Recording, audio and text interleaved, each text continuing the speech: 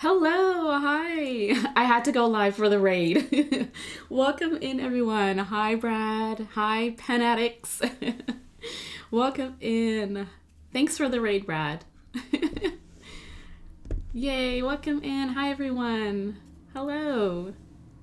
We just kind of move over from Brad's stream to my stream, right? Thanks for coming, guys. Thank you. Hi, welcome. I'm just going to let everyone settle in. Hello, hello, hello. Good morning, good afternoon, good evening, happy time zone, wherever you are.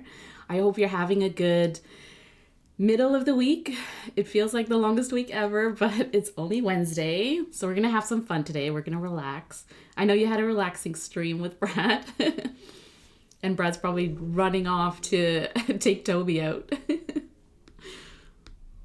Yay, Shimmer inks. Yeah, Shimmer inks. You know it. And we also have Ink Pony. Yes. Ink Pony. Yeah, welcome. Hello, hi. Hi, Mark. Miss G's, Three Whistles, Magical Quill, Althrak, Alimo, Indy, hi, Carol, hi, morning, Dutch Bill, Cherry Sow, Need to Journal, Zodiac. Zodiac, where was I on Monday? Where were you on Monday? Were you prepping for the Baltimore Pen Show? Are you ready?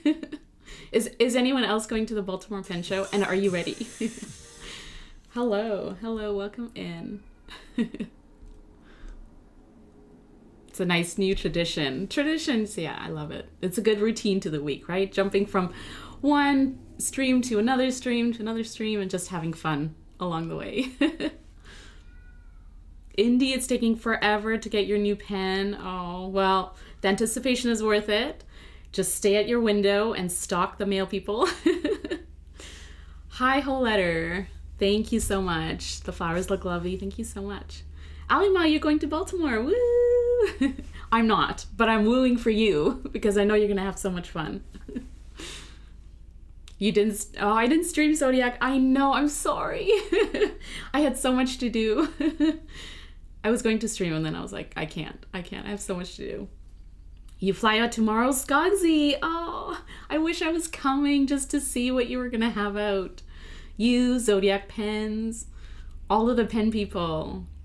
Carolina Pen Company. Pen show specials are awesome. You're going, Need to Journal, and you're ready. Good. Good. Who are you looking forward to checking out? Or all of them. I would be looking forward to checking them all out. Next year. Yeah, next year, you know, I hope to come to more pen shows in general. So hi, McPenthusiast. Hello. How are you today? Yay, awesome. Thank you for the follow, Radiant Dragon, whole letter E, Need to Journal, Tuli. Thank you so much. And thanks to Brad for the raid. And thank you all for coming over. Yay. Ink Dependence Mike will be doing a live stream from Baltimore, he said yesterday. Oh, yes. I always look forward to the lives from Mike, just doing like walking the show. I kind of live vicariously through through Mike and everyone else who's posting about the show. So if you're going, definitely post about the show. Let us know what you're seeing, what you're picking up, the show specials, anything that's sort of limited edition to the shows. Those are always fun to check out. Yay. Well, thank you so much for joining today. So the reason why I didn't stream on Monday, even though I said I probably would, I am kind of sticking to my Wednesday, Friday streaming schedule. But this week I'm going on a road trip on Friday through beautiful British Columbia, which is where I am. And so we're just kind of like over the weekend, we're just gonna travel a little bit close to us and check out the sites and enjoy. So that all being said, I just wanted to take it easy this week. And one of the things I thought about last week was I was painting some ink ponies last week on stream, and using just some inks I had on hand that I kind of new to me, but I thought, what are some fun shimmer inks to paint with? Because I don't know about you, but I kind of get nervous about putting shimmer inks in my pens. I do if they're like broad nibs or stubs, or they can kind of handle shimmer particles, but I always kind of get nervous about it. And so I tend to just use shimmer inks more for like using with my glass dip pens or for painting. And they're great for that because they are shimmery and they're fun and vibrant. And so I have a lot of fun painting with them. And so I thought, what are my favorite shimmer inks? And what are your favorite shimmer inks? I'd love to know what your kind of go-tos are, because there may be some crossover between what I like and what you like. Or I can always take notes on what you guys like and then check them out, because I'm always open to trying new inks and finding out some news, some favorites. Yeah, Ink Pony. And then let me start with, hi, I'm Corolla. Welcome to my stream. I am a stationery and fountain pen enthusiast. I love planners, I love journals, I love everything in between that's stationery. I love to paint with fountain pen inks and watercolor paints as well. And I love to share my process because I use painting and fountain pen inks as a way for me to relax, a way for me to escape sort of the stresses of everyday life, which we all have. And it lets me be mindful, but also sort of present in the moment in terms of playing and having fun and finding joy in our hobby, in stationery. So that's what I do. All my links are in that link, social link, so you can find me across socials. And yeah, so if you want to paint along, cool. If you just want to hang out, that's also cool. Ask questions, chat, whatever. Have me on in the background. So I'm just going to be doing some painting and some chatting. So I'll do a little show and tell of my inks as well. I use a lot of shimmer inks in different pens and nibs. Not all brands are equal. Yeah, for sure. Some brands have thinner shimmer particles than others, and thus are more trouble-free. Yeah, and I 100% agree.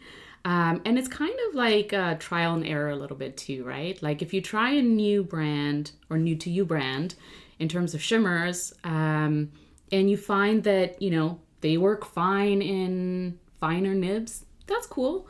And if you find that maybe you need to use them in broader nibs, that's something that you can try next time. And one reason why I paint with them is why I paint with all my inks actually is because it lets me get a feel for the ink properties a little bit without the pressure of like filling up a fountain pen, trying to use it and then getting really frustrated with like it not working, or if it clogs the feed or whatever, or if you don't even see the shimmer, right? It can be a little frustrating. And so I like to paint with them or use like a glass dip pen or a kakimori nib just to test them out a little bit to see if if they would sort of translate to a good fountain pen ink, or if I'm more comfortable just exploring it with a paintbrush.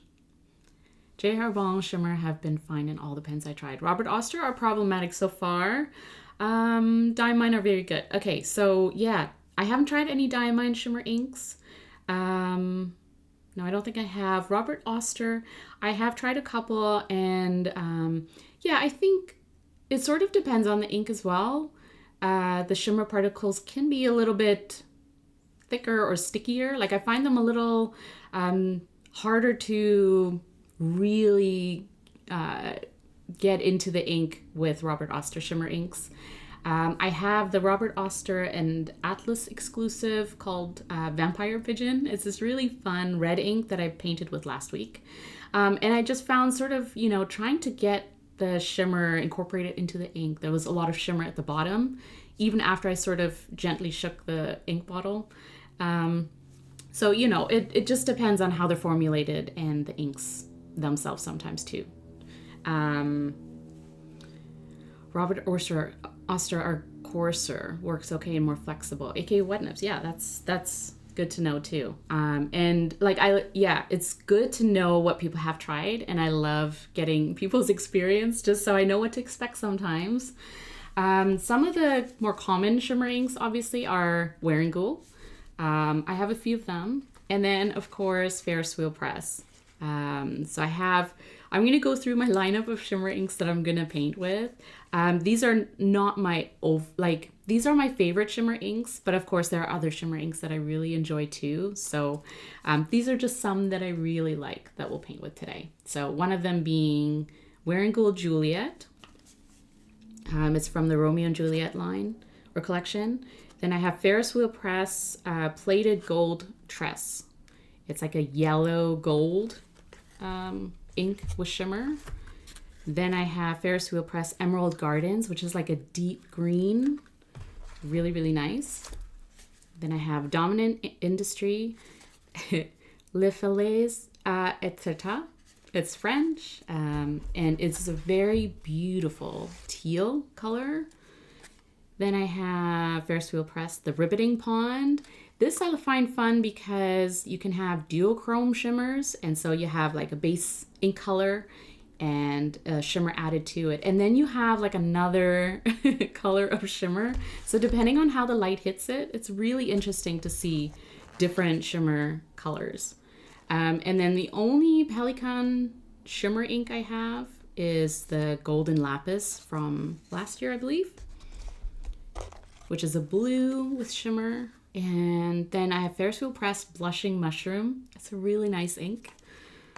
I really like it. And then a purple lilac color, Queen Allium from Ferris wheel press. So we have a little bit of the rainbow going on. I was going to grab a red, but I did use a red shimmer ink last week. So I'm going to stick to 8 today. And yeah, we'll talk about them. Wearingeul will have fine shimmer, but are drier. Oh, okay, interesting to know. FWP is hit and miss. Yep, I would agree. Golden Lapis is my favorite ink, works well in all pens. Look at you trying all the shimmer inks and letting us know. Thank you. Golden Lapis, I did try in, I did ink it up in a pen, and I found that sometimes the shimmer sort of concentrated itself. So, you know, of course, when you're initially using it after a little while, I got a lot of shimmer and then some ink. But then throughout writing, I would see sort of like in blocks of sentences where there'd be a lot of shimmer and then a little bit and then like no shimmer. And so I think it was just sort of cycling through the bits of shimmer, kind of concentrating in the feed. Anyways, but I did enjoy, because it's like a gold shimmer in the blue, right? I did enjoy it. It's very nice. And we'll see as we paint with it. It didn't clog it. Yes, you're right. It didn't clog it. And I did use it in a Franklin Christoph Pocket 20. I find Franklin Christophs are pretty good with shimmer. I know people have used Twisby's. Basically, I would say any pen that you're comfortable like putting shimmer in, and that is probably easy to clean out, you know. So yeah, I put it in a Franklin Christoph, and the nib was a broad, I think, just like a regular broad, and it was fine. Like, it worked great. I think it was just the concentration of shimmer. So it has among the most consistent shimmer of all my shimmer inks. Yeah, I totally believe that.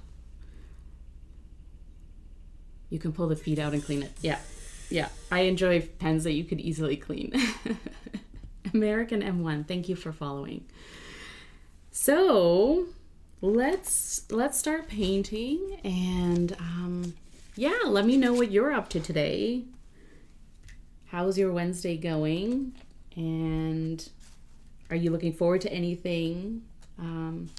Are you getting a new pen like India's? Or are you prepping for the pen show like Zodiac and Skogsy, I guess, boarding soon?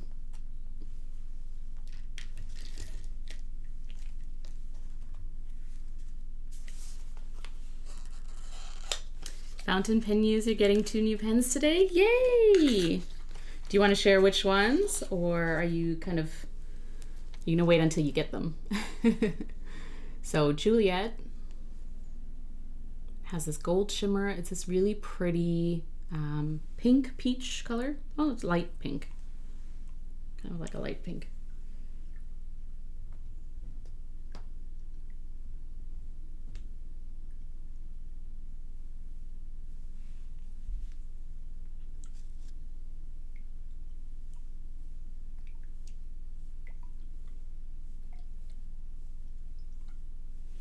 So I have this paint palette that I'm going to use, and I also have these little inky dip things, I think, which are handy to use if you have like a little bit of ink that you want to put in these little containers. But a paint palette is fine too. And then I just put a few drops in with a pipette. Putting a little bit more today because I think we're gonna do some floral painting, something similar to this, and then we're going to try out some of these, or a couple of these ink ponies, which I printed out on, one I printed on Sanzen and one I printed out on Yamamoto bank paper. So we'll see.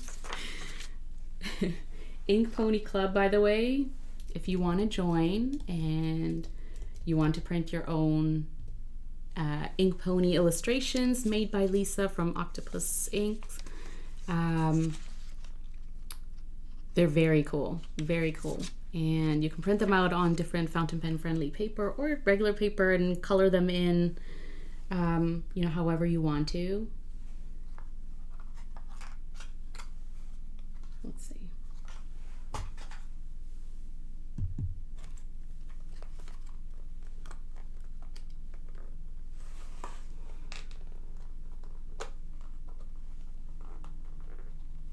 Zodiac, your new pen arrived yesterday.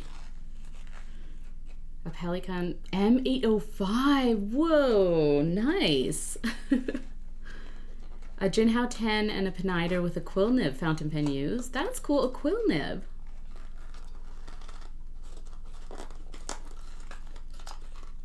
And you're trying to resist a Brook resin pen. Good luck trying to resist.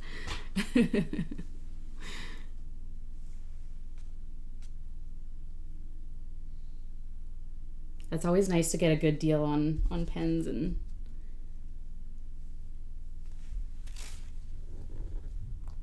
stationery in general.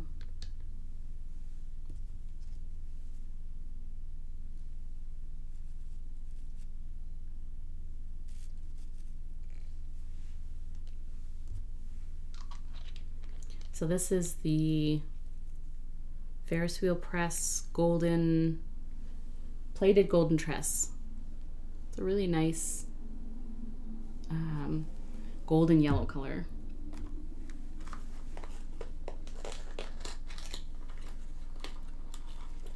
A flex nib, they are cut out on the wings. Yeah, that's really cool. Quill nib. And then we have the Emerald Gardens, which is like a deep green. And then you have green shimmer.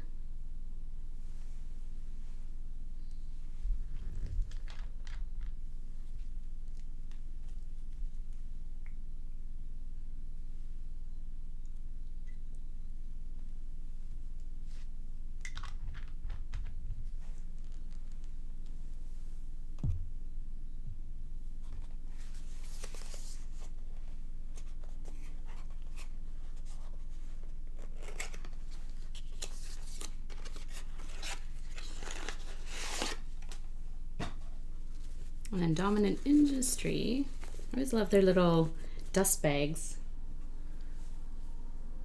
Les Falaises Étretat. And this one is really nice because it has, I guess it's sort of like a pinkish, pink-green duo shimmer in this really lovely teal color.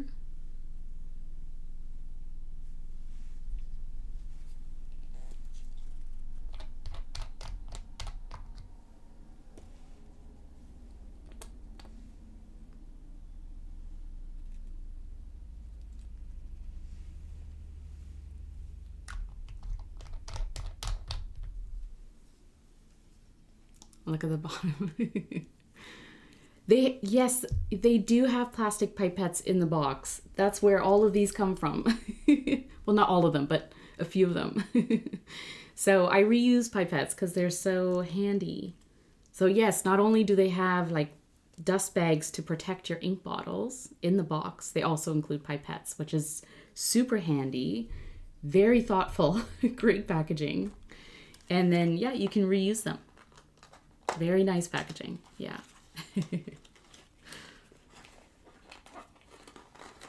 And then we have Ferris wheel press, the Ribbiting pond, which is also a dual shimmer.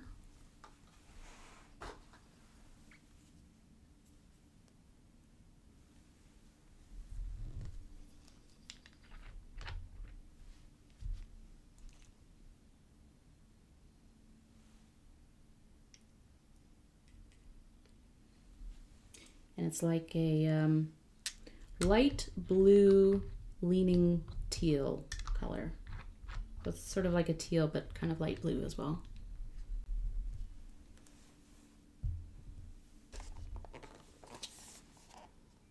That one you love?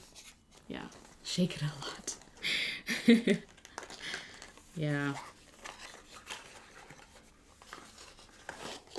So this one is the Pelikan Edelstein Golden Lapis. Look at that deep blue too, right? Like, it is a really nice ink, I think.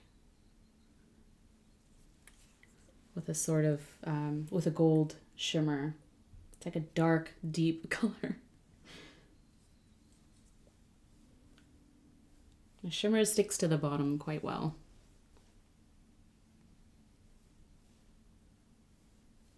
It's okay. I'll get it with my pipette. Oops. You have to see no shimmer stuck at the bottom of a bottle. Yeah, I mean, I also find that like if you stick your, depending on how much ink and how deep the bottle is, if you stick your pipette close to the bottom, you'll grab some of that shimmer regardless. And also, I feel like they do add a lot of shimmer. Like, I've never really had a problem with getting enough shimmer unless I'm filling up a fountain pen. And so, you know, obviously if you sort of shake up that bottle, you have the shimmer stirred up in there, but then you sort of let it rest and then you fill up your fountain pen, then yes, you'll probably end up with less shimmer than you expected. But if you are pulling some of the ink from the bottle, I kind of tend to sort of put that pipette closer to the bottom, so I do grab some of that shimmer. But it's good to stir up the shimmer into the ink just to activate the shimmer as well as distribute it among the ink for sure. So this one is Blushing Mushroom from Ferris Wheel Press. Look at that shimmer. It's really pretty.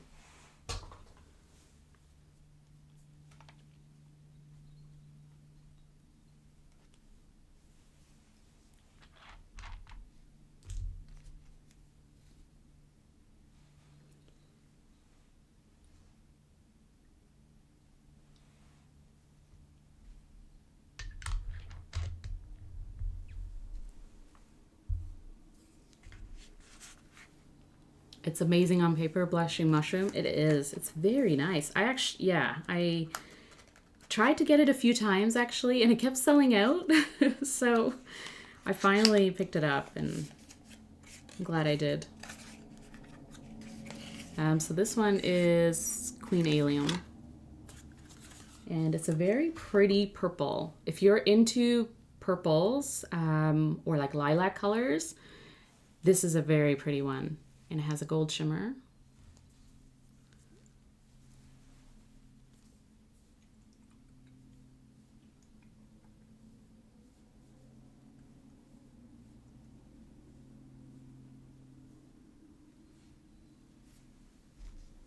All right.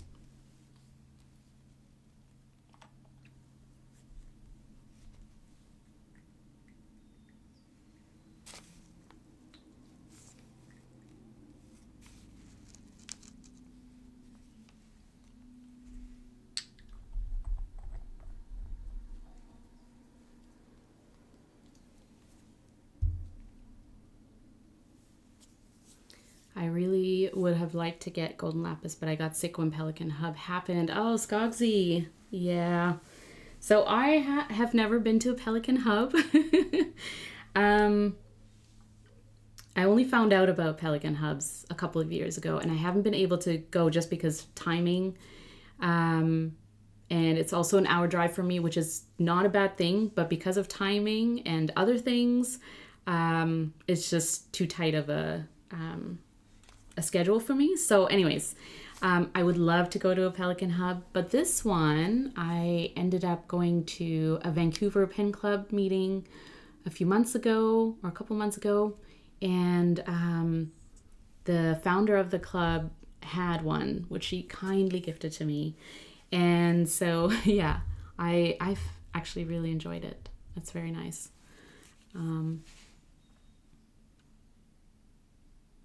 I can bring some for you, Skogsy, when I see you in SF.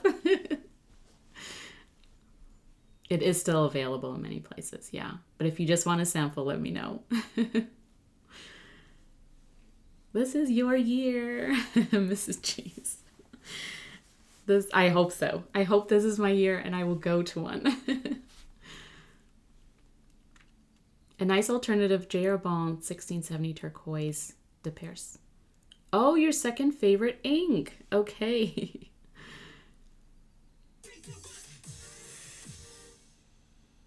Yeah, you can't justify buying more ink though. I know, and yet we do, right? Yet we do get more ink. But yes, Gogsy, let me know if you want a sample. I will always bring some. Faye, thank you for following. Thanks for being here. Okay, we have our inks. And let's maybe try them out. You know what? I'll try them out on this, and I'll show you what the inks look like. We'll do some flowers, and we'll also do the ink ponies. So just in case you didn't know, for painting, I use Tomoe River mostly, especially if it's in a book. I also like painting on watercolor paper, but it does end up absorbing a lot of ink, and so you kind of have to dilute with water.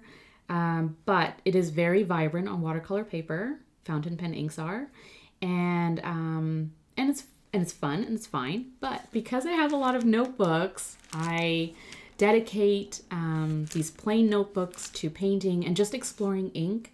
And this one is really good, the Everyday Book from Galen Leather, TRP, and it's a standard size, which is kind of handy because you can just throw it into your TN if you have one, or it's also very portable. So, and I usually only paint on the one side, on the right side. So if it does bleed or ghost onto sort of the back side of the page, I'm fine with that. So these are some of the ones I've done before, in case you haven't seen. And yeah, and that crinkly sound is just so satisfying, isn't it? I love the crinkly sound of TRB or any paper actually. Okay, so I'm gonna use fountain pens. I'm gonna use paintbrushes to paint with. You can also use a water brush like Brad has done and Olive Octopus does as well. Water brushes are great and they're portable and they're very, very handy, and you can use one and get and use different inks with it. But when I use shimmer inks, I like to dedicate separate paintbrushes to each ink, just because it's pulling up the shimmer into the bristles, and sometimes it's a little tough to get them out, especially if you're just rinsing in a regular cup of water. I do sort of have to rinse them out a little bit more than a standard ink just to get the shimmers out. It's kind of, I'm just going to show you the pipettes because it's like very satisfying to see the rainbow shades.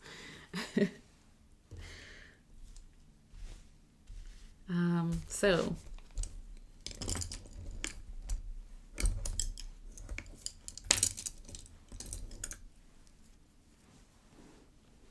It sounds like crepe paper. Dutch bill. It does.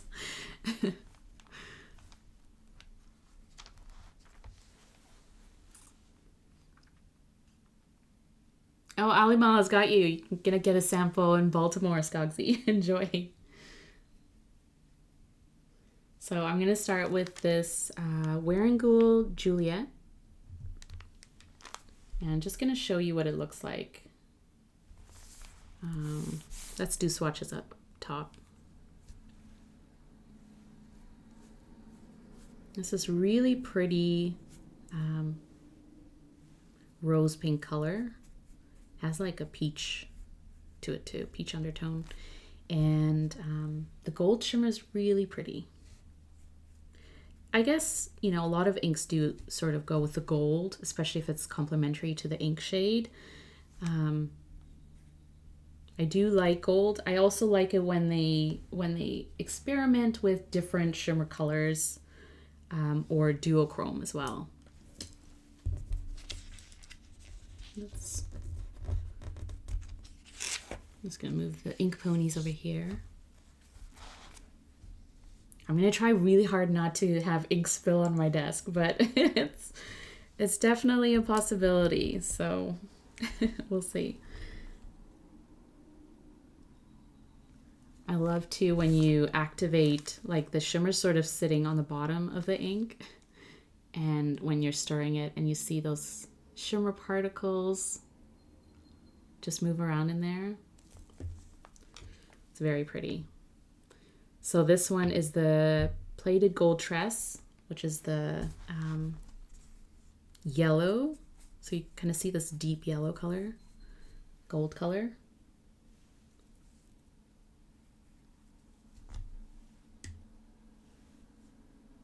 And then we can kind of add it into the pink.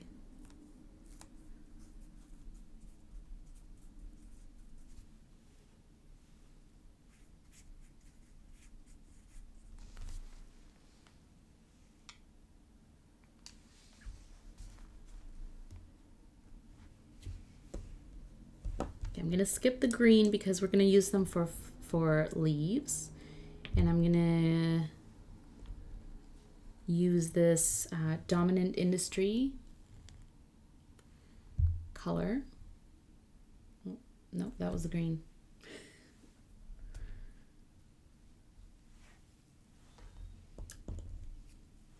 So it's Dominant Industry color, like a teal. Yeah, it's this really nice teal sort of green. I guess we can kind of add flowers or leaves with that too. And some pretty flowers.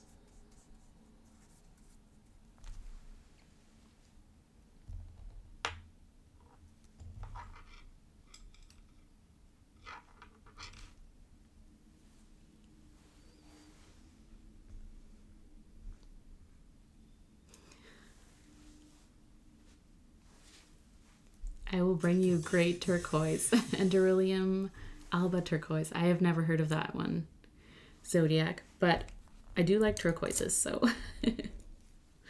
sounds like a good one. Nin, thank you so much for following, for being here. We're just painting with Shimmer inks, Shimmer fountain pen inks, and just exploring the different shades, shimmers, having a little bit of fun and chatting.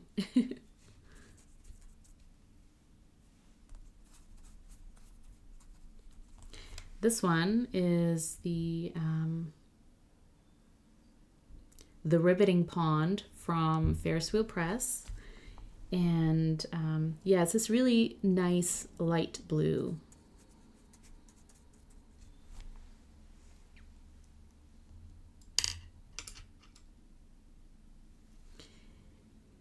In comparison, the golden lapis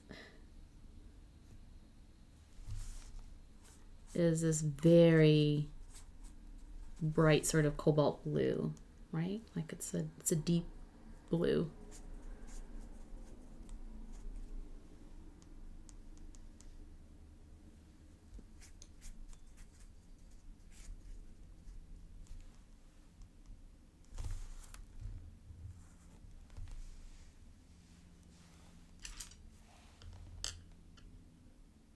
We'll wait for the inks to dry to take a look at the shimmer particles.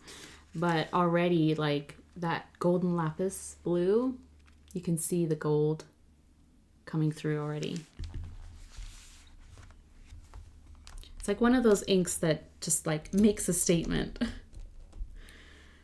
Okay, so for blushing mushroom, I'll use the thicker brush. Blushing mushroom is kind of an interesting one because it looks gray, but it is like this sort of purpley as when it dries too. We'll take a look because it has this purpley layer to it.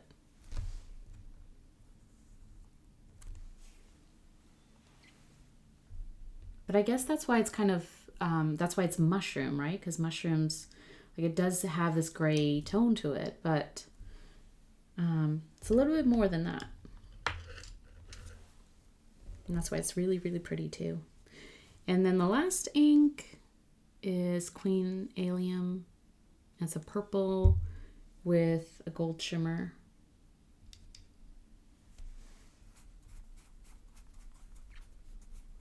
Kind of like a mauvey purple.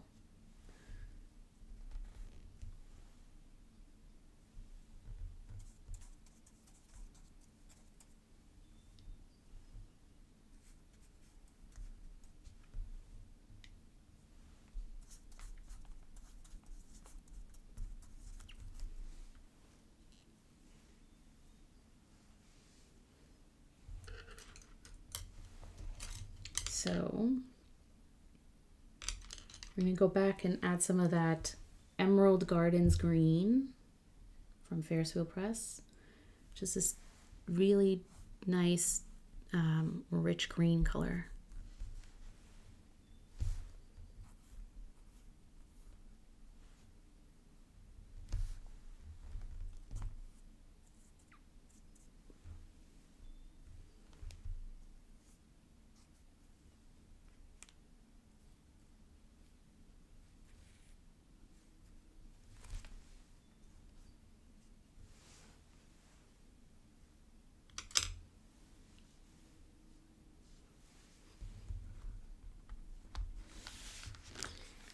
So that's our our full paper. Pretty much all of the colors in, and as they dry, you'll start to see the shimmer coming through, which is really pretty.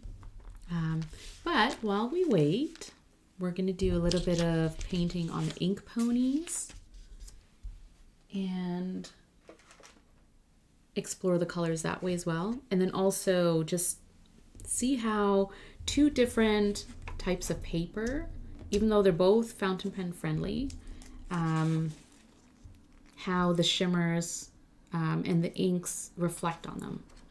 So this one is bank paper from Yamamoto, so it's their bank paper, and then this one is Sanzen Tomoe River, so which is basically what I was using earlier, but let's give that a go.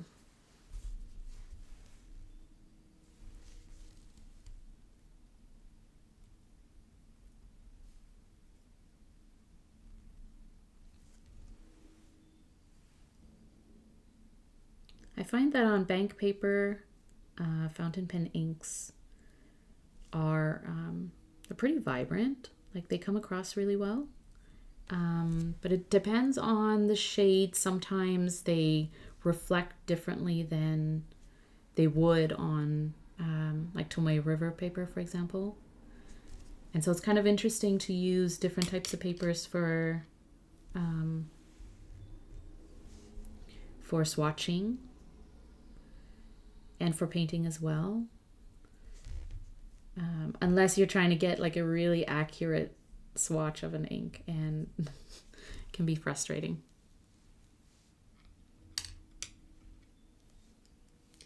And then let's do, this was the green.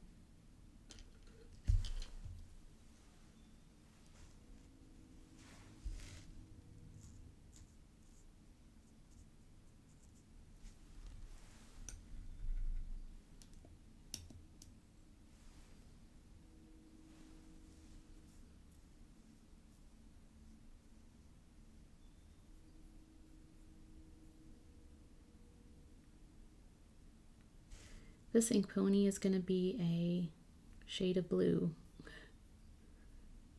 apparently.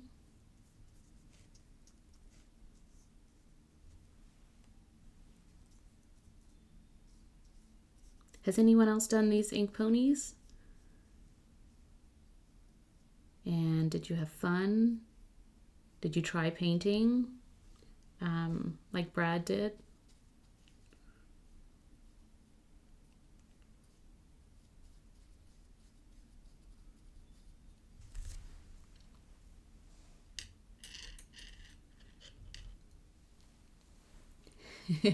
All of Octava's work, Lurk. All good. As we do more ink ponies.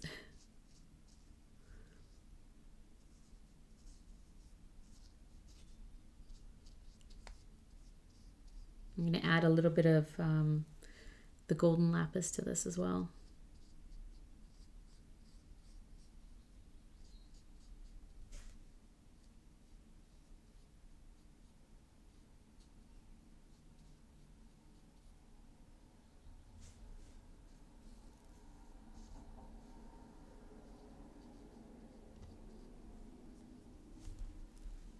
It's kind of fun to have the inks layer a little bit, even though you really don't know what you're going to end up with in the end. But we'll see. Just having fun. Lunch, Lurk, Gama Gama. Welcome anyways. Lurk away. Lurk away. This is a Lurk kind of stream.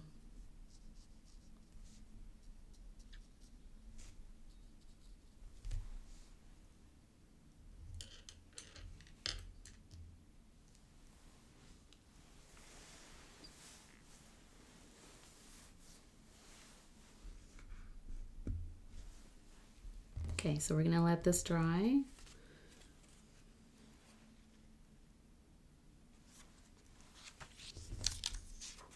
And then add a few of the other colors on here. I'm going to use Blushing Mushroom.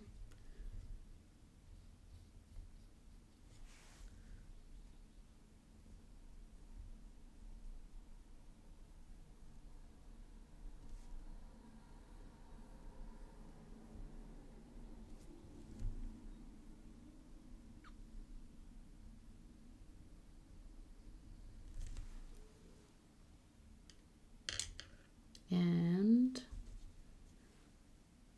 which one didn't we use? We used that one, the greens, and Dominant Industry.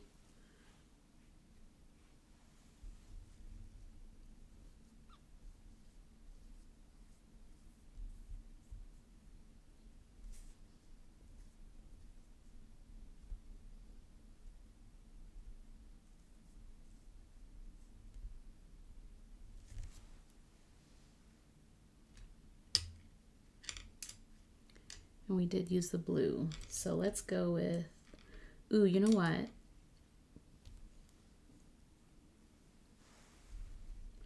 Let's make this pony pink,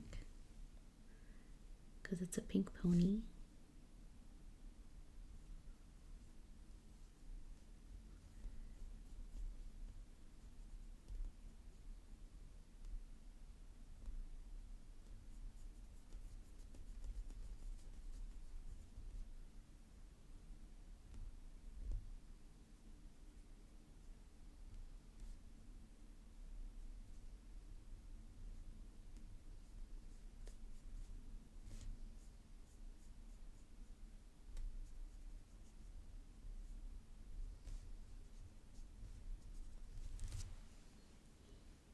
And we'll add green.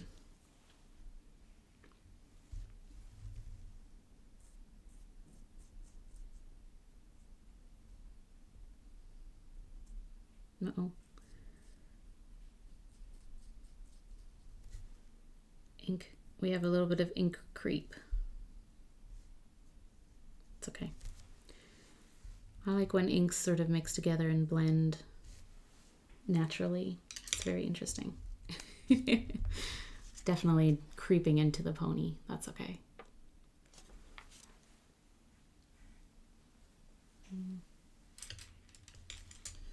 Could also use a little bit of paper towel to absorb some of that ink,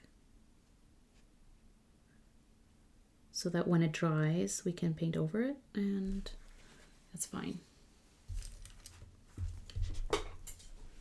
Uh-oh. Here we go. So there's that one.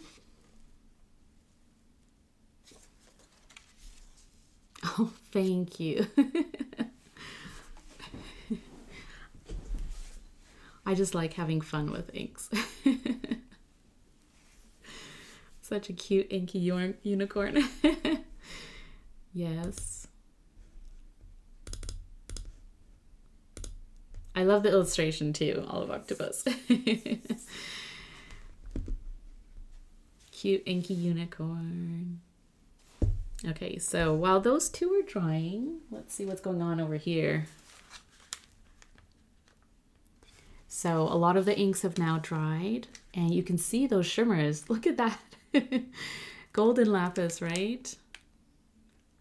And then Queen Allium. You can see the gold with the purple there.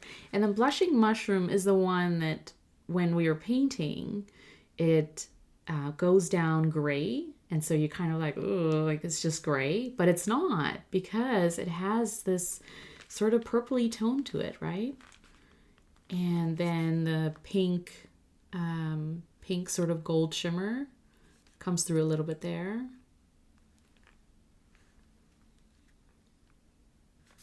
And then as this deep green dries, you'll see the gold coming through there as well. So pretty, I know. It's really pretty. And this is why I love painting with them, because then as you're kind of exploring like inks that blended into other inks, that gold and the pink, the Wearingeul and the Ferris Wheel Press inks coming together here, that's really pretty too.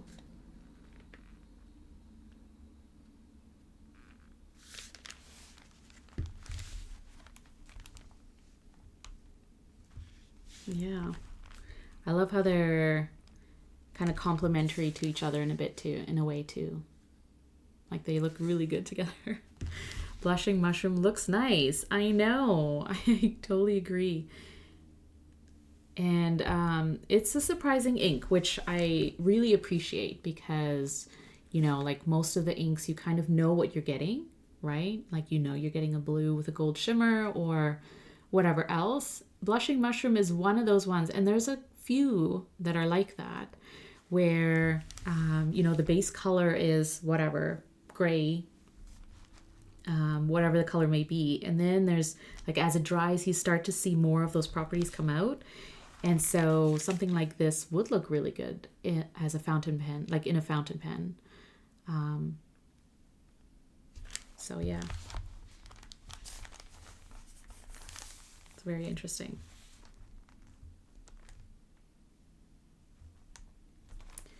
So because we have extra ink, I think what we'll do is we'll add some flowers to the bottom of the ink ponies. So they're standing on a field of flowers like we did last week.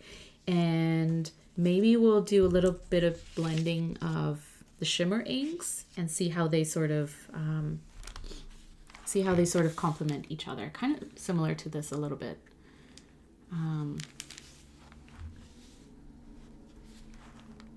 So yeah, let's do that while we're waiting a little bit more for this to dry.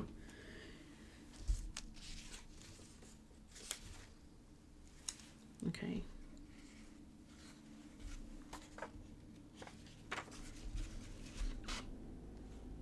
This one, as it's drying too, I'm seeing the shimmers coming through, which is really nice.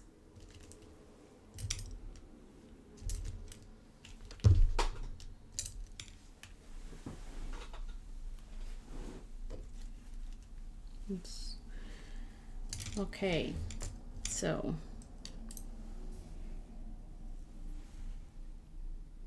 this was the pink.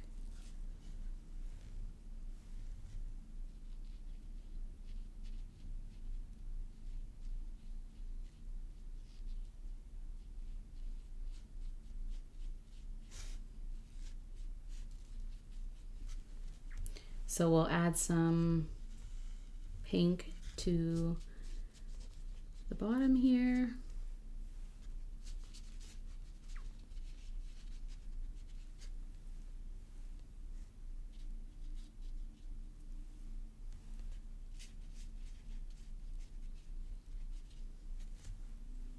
So this is how I kind of explore inks. Once I do something similar to this, where I just kind of paint with all of the inks, then I take a look at which inks would be great to blend together, just in terms of how they're complementing each other and how they would look together. So I love the gold with the pink, of course.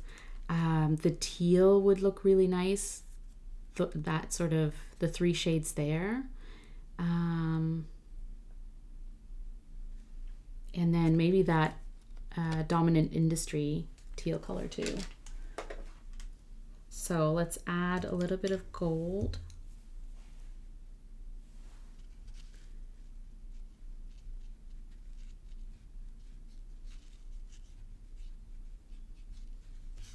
There. And then a little bit of the dominant industry.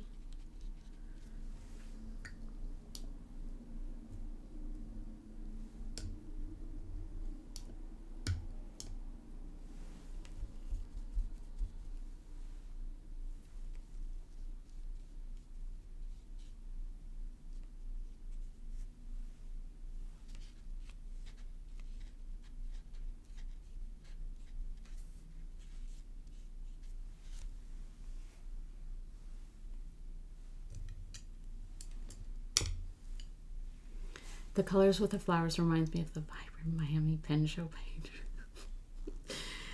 Miss G's, great show for people to come check out. Miss G's, you are the Miami pen show.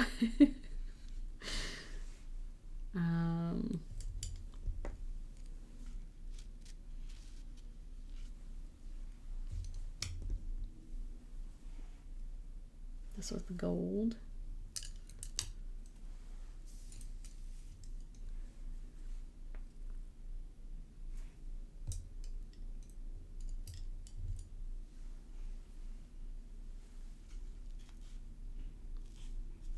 That's the green.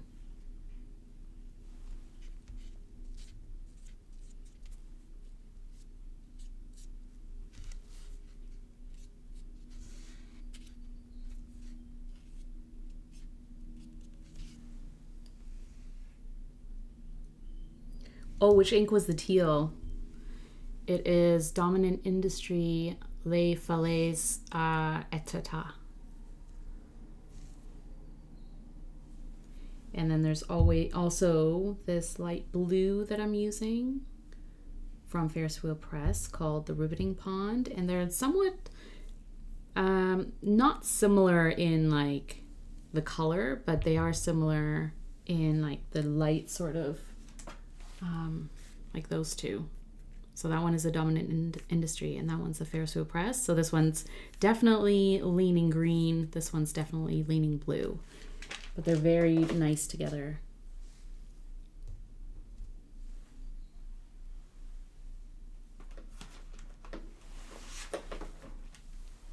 I'm just gonna double check. There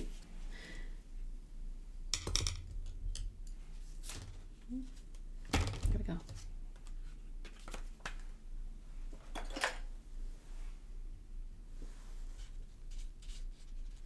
Yeah, so this is really nice blue.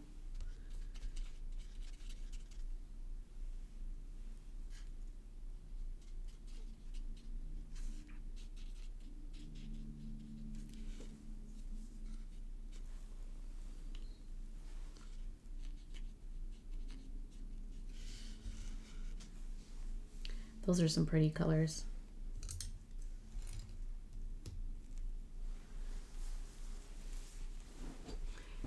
I love that Dominant Industry. That's the ink that Bart and I became friends over. Oh, yes. Yeah, it's a really nice It's a really nice color. So this is one of the colors that I used for my floral workshop in SF last year to paint with, because Dominant Industry had sent over a few inks to try and to use in the workshop. And so this was one of them. So I had never heard of it before. And when I tried it, I fell in love. Like, it is such a pretty color, right? So I totally get it. Just walked in from the kitchen and recognized the Esterbrook handwriting square. Yeah. Yep. It's handy. It's definitely handy. My Seafoam Abalone pen match. Oh, yes. I can see that actually, Zodiac. I can see that matching. Okay. We're going to let this dry over here. And then let's do some of the purples.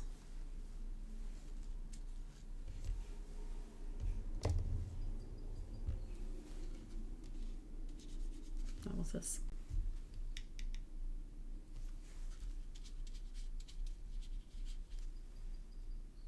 I'm not like a huge purple fountain pen ink person. Like I enjoy purples, but I don't have a lot.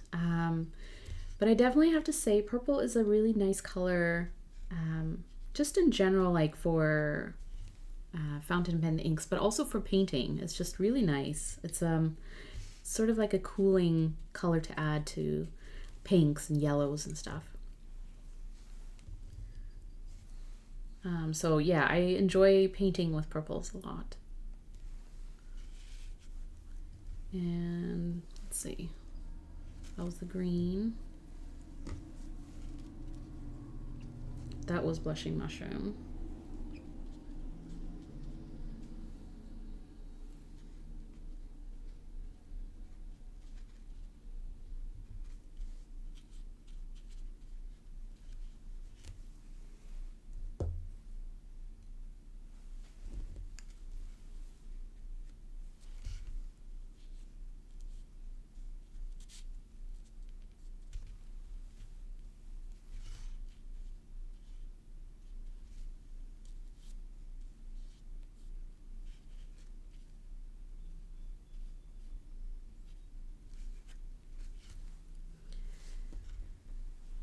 So I don't know if Brad was talking about it on his stream yesterday or someone else maybe, but someone sort of mentioned like getting lighter fountain pen inks for painting. Oops. Oh, great. It's okay. It was on the paper. But yeah, I kind of like that approach when you're looking at inks. And, you know, you don't want to accumulate a lot of inks, like Skogsy said earlier. We don't want to just, you know, just add a lot of inks to our collection. But at the same time, some inks are, if you see an ink shade that you really like, but it may not be the best ink for a fountain pen. Maybe it's not legible enough, or maybe it's just a color that you don't use often. And so it's still worth, you know, exploring painting with inks or using them to color and using them in different ways than just inking a fountain pen. Because when you think of it in terms of, you know, playing with inks, exploring them and enjoying their different properties, it's a lot less pressure maybe to when you're thinking, you know, should I get this pen or should I get this ink because I'm going to ink up a fountain pen, or should I get this ink because I love the shade and, you know, whether or not it has shimmer or other properties, sheen to it or something. And, you know, you love to just kind of enjoy it in other ways as well, you know, for painting or other things. Time to make dinner, Miss G's. Have fun and lurk away.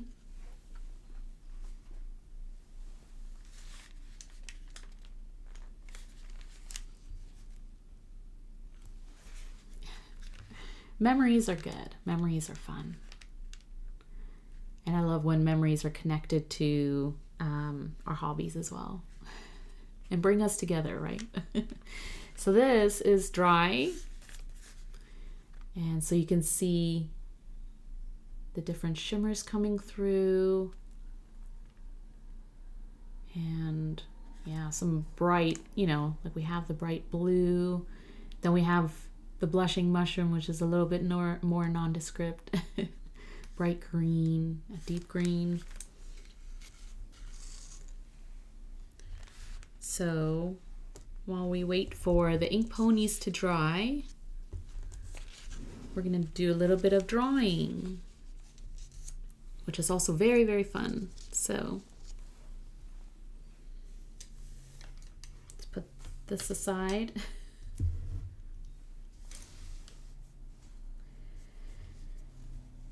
So a couple of ways that I like to draw on top of ink that I've painted. If you've been here before, or if you've seen my videos, or you've seen me paint and draw, there are different ways that I draw flowers on top. So one way I do it is with a kakimori nib. Stainless steel is my go-to. In this beautiful River City Penco nib holder. This was a collaboration with Eric from Amarillo Stationery. It's very, very pretty. And then I also use kakimori pigment ink. So it's just black pigment ink. And I find that drawing with pigment ink, especially on top of already existing fountain pen ink, it just comes out a little bit more vibrant because it sits on top. It doesn't get absorbed into any of the water that may be residual, or it doesn't reactivate the ink that's already on the page. And so that's kind of my go-to. I also draw on top with a fountain pen. So I'm holding the Skogsy Baby Saguaro. And this one I actually filled with platinum carbon black. So I have a little cartridge that I just syringe fill. And so that's kind of the ink that I keep in this fountain pen.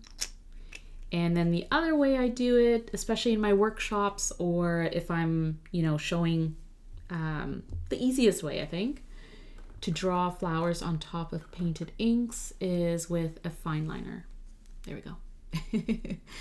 My go-to is the Tombow mono drawing pen, not just because I'm on their design team or creator crew this year, so they send me all their products, but also because I do love their fine liners. So their mono drawing pen is amazing. I like them a little bit more than Micron, but you know, to each their own. So whatever fine liner you have is good enough. And so I'll show you a couple of ways to draw on top. So if you are just kind of playing with your fountain pen inks, painting these sort of abstract shapes, then you can take out your kakimori nib or a fountain pen and then draw on top of that, right? So this is just exploring the inks that you have, the tools that you have, and just kind of having fun with it. So I'll show you with the kakimori pigment ink.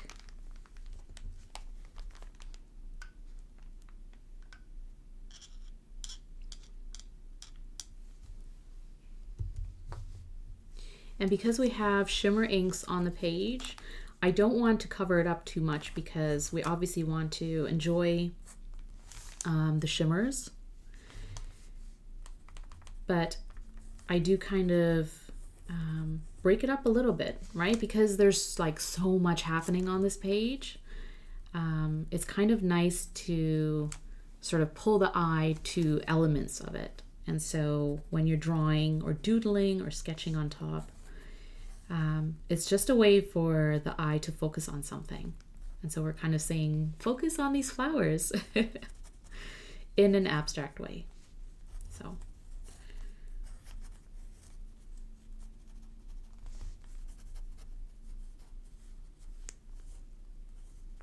Now I'm kind of just following the outlines that we've created with the inks. Whether or not you realize when you're painting with inks or when you're kind of just putting them down on paper, you naturally and intuitively just kind of have, you know, some thoughts in terms of how you're putting the ink down, placement, the different colors. And so when I'm drawing on top, I'm literally just following the intention that was also always kind of there already.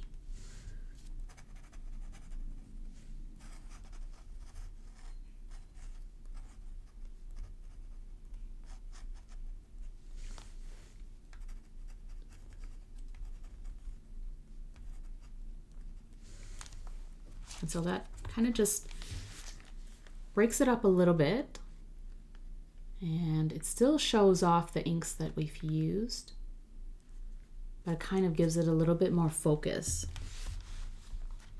So that's with the Kakamori. And a little bit of ink actually goes a long way with the nib. I find it lasts quite a bit. So this one's a fountain pen. Just gonna make sure it writes.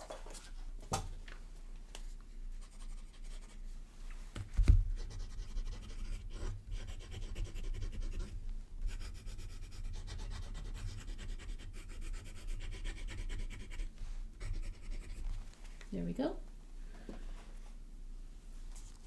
And so if you just have a fountain pen on hand with some black ink, you can also do this.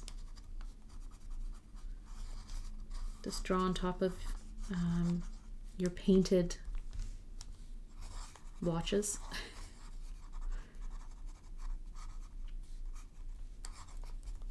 By the way, this nib is double broad sig, a BB sig from Franklin Christoph.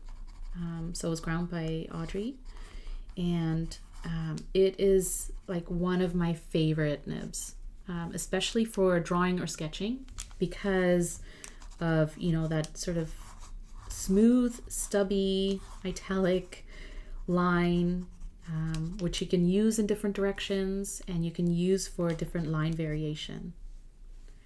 And I love that sketchy look. But it's also really comfortable, right? So not just for writing, but also for drawing.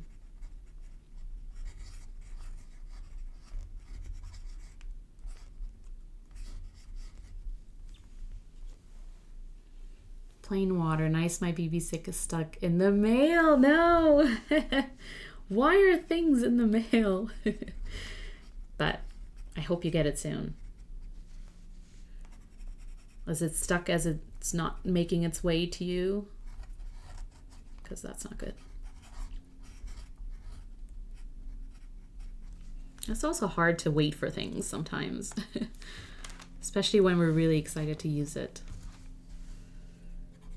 Which, if you're ordering stationery, then yeah. It's like, I ordered the Dominant Industry the archiving ink logbook, volume 2, and I ordered it yesterday from Wonder Pens in Canada, so it shouldn't take too long to get to me, but I saw that Olive Octopus was using it, and then Brad got it, and so I was like, I need to get this too, because I don't have the first volume or the first book, so I kind of always wondered, you know, if I should get it. And I decided to get it because I'm really enjoying coloring in these ink ponies. And I thought, you know, coloring in one of those pages in the Dominant Industry book would be really fun. Just a way to use inks and to swatch them and yeah, you know, just have a little bit of fun with them. So I am going to show you how to draw the flowers using a fine liner, and just for fun. And then we'll also do it on the ink pony pages too.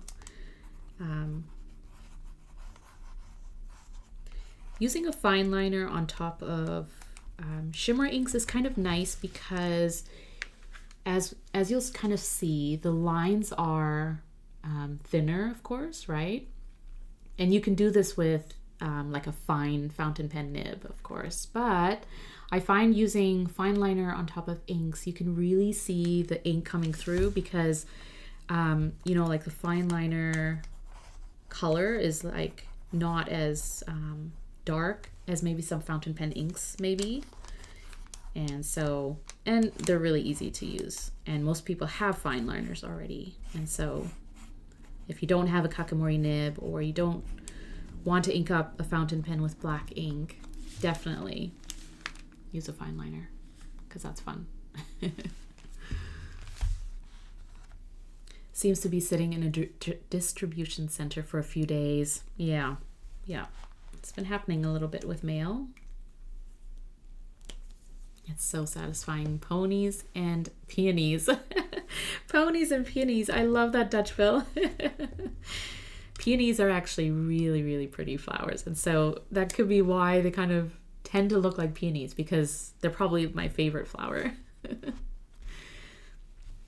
I just got the Dominant Industry Winter Night in, but I have no idea what color it is.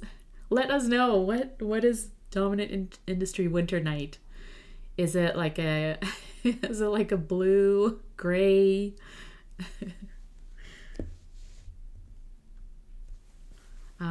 Yeah, so anyways, I did order the Dominant Industry logbook, but you know, I'm obviously very impatient to get it. So I can't wait to get it. And when I do, we'll do some painting in there as well. More painting streams.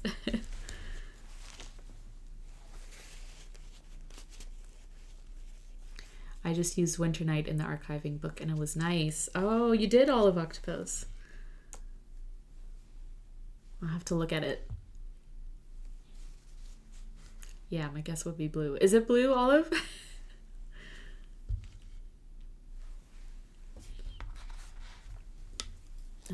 So one thing I'm gonna do is just put a box around my ink swatches.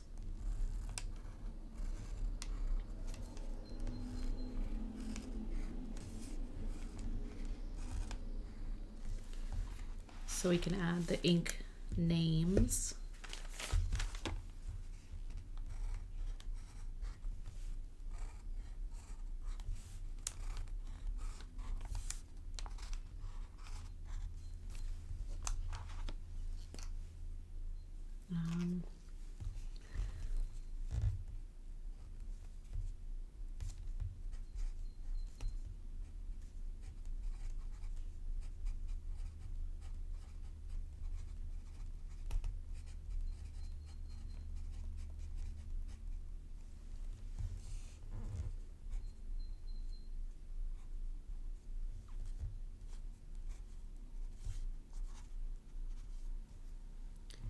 This one was,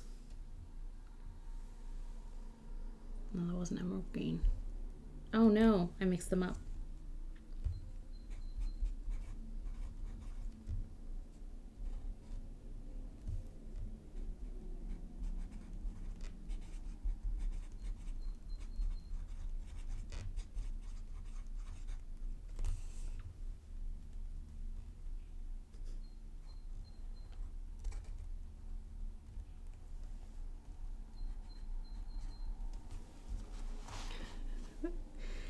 Dark blue gray with shimmer. Yeah, that's pretty accurate to the name of the ink.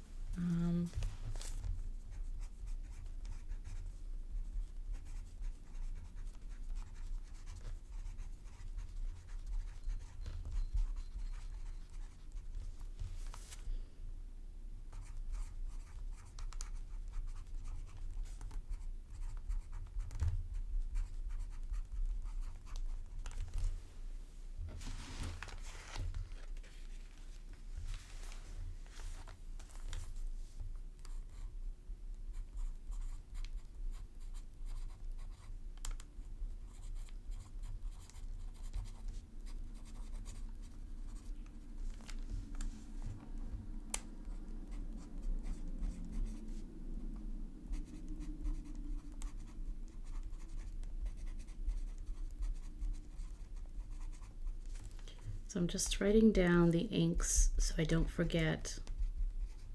And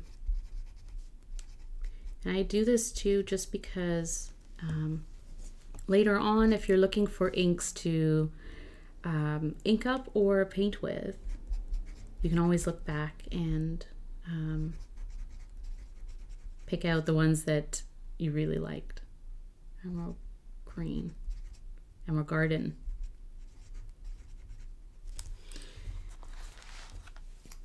And usually I don't paint with as many as I did today. I did just kind of want to showcase some of the inks. So usually I paint with 3 or 4, just to kind of give each ink enough space. Because in this they are sort of all kind of mixed in there, aren't they?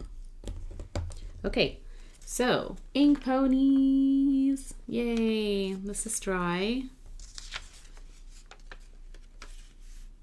Ooh, I like the shimmer in this. Let me see. I don't know if it's catching it. Oh, there we go. It's really, really pretty.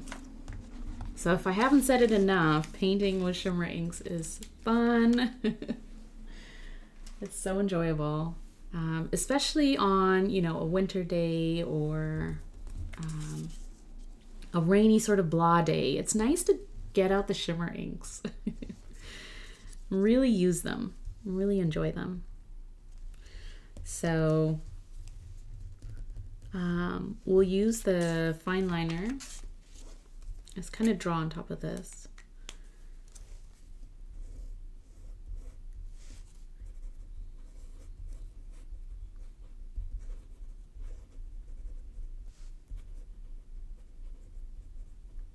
Just have some flowers. The ink pony is just traipsing along a field of flowers, of peonies. Ink pony and peonies. It does kind of look like, because we use shimmer inks, it is kind of like a unicorn with golden shimmery flowers, which is just super fun.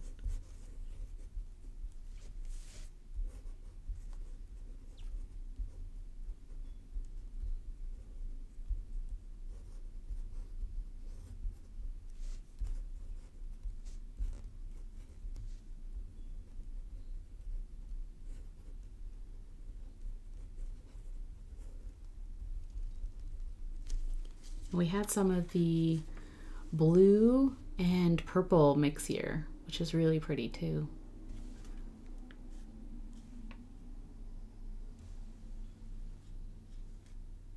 And the pony is shiny too. Very cool. I think that turned out really nicely too. And then our pink pony.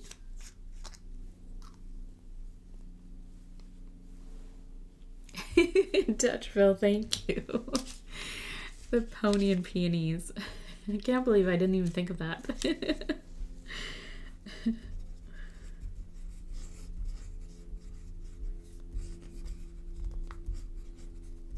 Maybe I'll use that for my next stream, Dutchville. We're gonna paint some ponies and peonies today.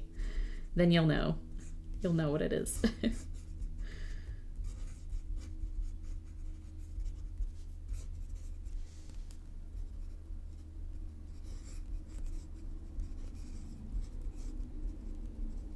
Until Olive Octopus makes a new illustration of something else that we can color to and add to the family of ink ponies. Expand the Ink Pony Club.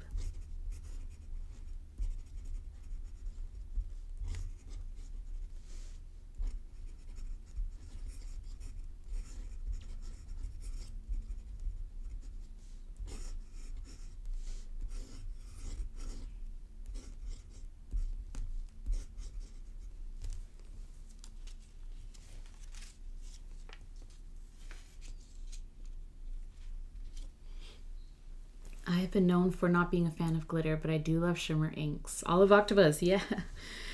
You're not a fan of glitter too much, but shimmer inks are a little bit different. I find things that are shimmery are, maybe there is no difference, but for me, shimmery things are a little bit less in your face than glitter. And I guess the same could be sort of said with fountain pens is, you know, some people are sort of drawn to really bright, shimmery, you know, or glittery things where they want to see like specks of glitter, and the way they sort of catch light and reflect light back to us is really fun. But then there's shimmer, which is a little understated, right? And to me, things that are like, when you sort of look at this, you see the colors, but then at different angles where it catches light, you just sort of see a little bit of shine come through. And so for me, yes, I don't know if I would say I'm a huge fan of glittery things, but I am a huge fan of shimmery things. They are just so fun and happy, and glitter is a box. Just look at Michael's and other craft stores around Christmas. Look, I have 2 6-year-olds that love glitter, and every time they take out their glitter pens or like glitter glue, and just squeeze those glitter all over the place, they get everywhere. And next thing you know, you have glitter glue stuck to, you know, your clothes and stuff. So I know glitter gets everywhere. It's like, it's an explosion. It just doesn't stay in one spot. So these are interesting. This one using the BB Sig double broad nib to draw the flowers, and that's kind of fun. I like that look as well. But this one using just a fine liner, right?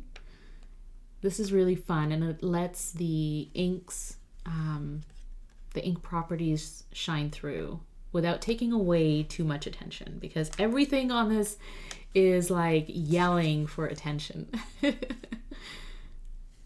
In terms of the brightness of the colors, the shimmers.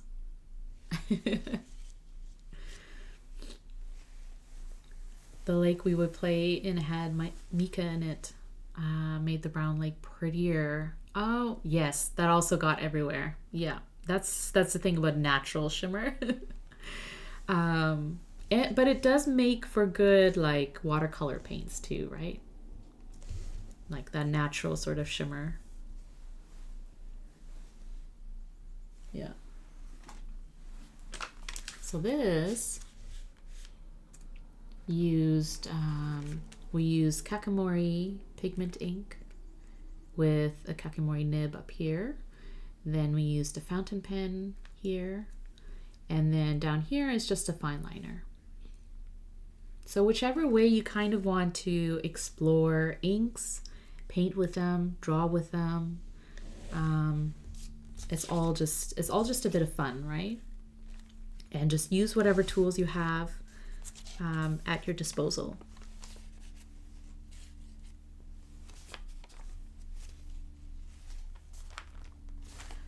So this is dry. I'm going to use up a little bit more ink to do one more painting.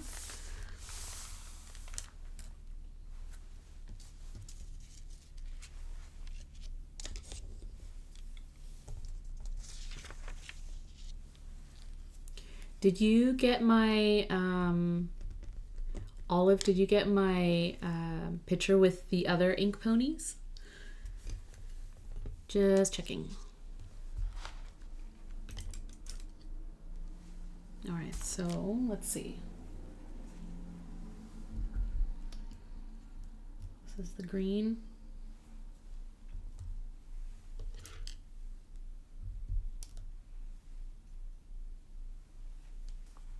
It's pink.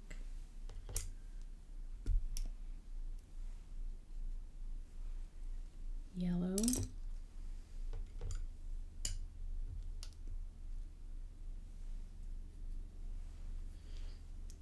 teal.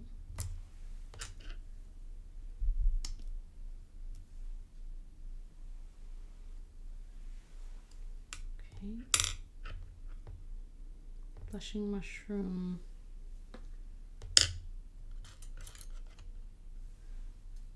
Purple. The one for the page. Yep, it's there. Oh, okay, good, good, good. I'll double check. Yay.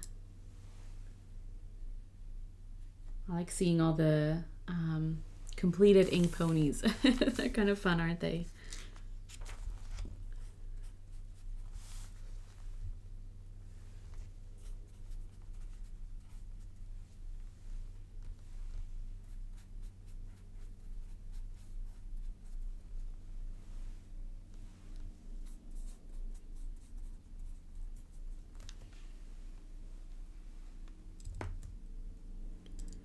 So let's add a little bit of purple.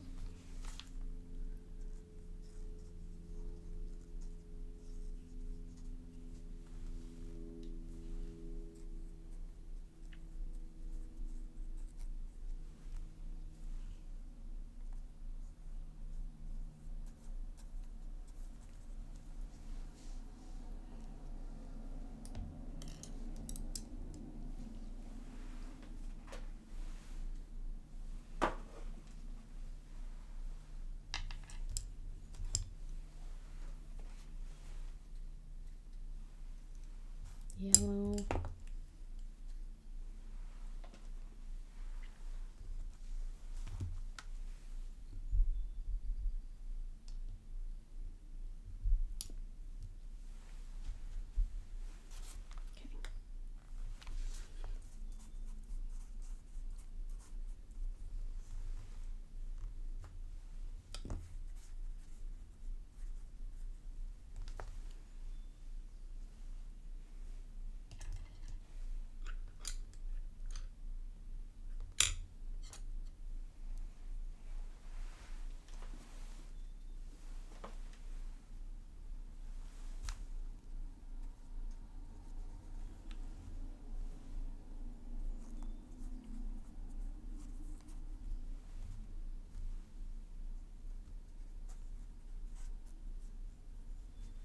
This golden lapis is really, it's really fun to paint with, but also it does really stand out, doesn't it?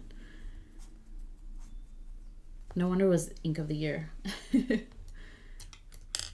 It's like very distinct, I think. I'm gonna add some yellow too.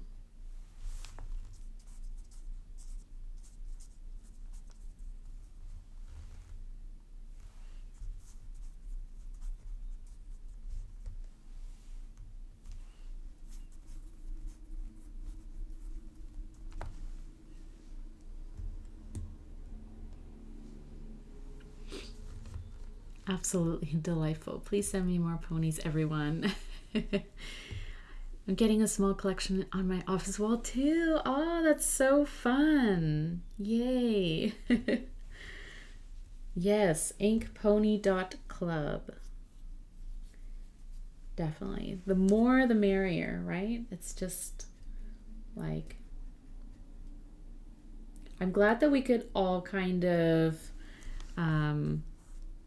contribute to one thing, even if it's just, you know, sort of like a thing that came about in passing, but now it's like just something really fun, something to concentrate onto. So if you're kind of on the fence about doing like just painting something, or if you're not sure what to color in with inks, it's just one of those, like, you know, print out the ink pony and throw some ink at it. And I've kind of just been having fun using different inks and letting them kind of blend. Like, you know, it doesn't really matter if they look good or if they're like really, really, you know, cleanly done. I kind of like the messiness of them a little bit, right? And then the illustration still shines through as like, this is pony. Here I am, I'm a pony. Doing whatever. And so I'm just kind of, I just put a few of the inks down, and I'm gonna let that kind of dry too. And they're blending together, which is really nice and really pretty.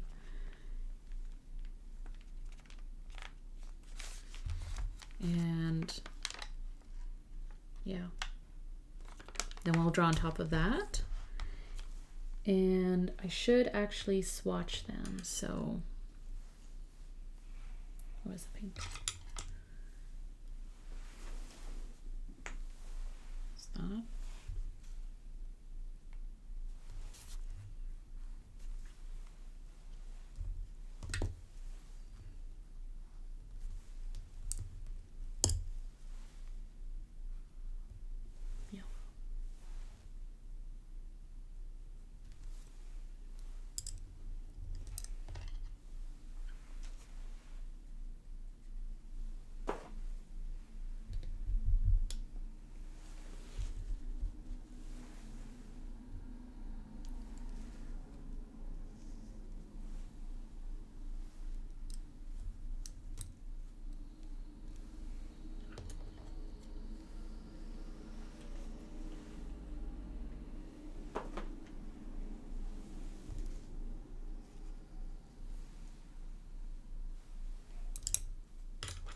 And let's see. Nope.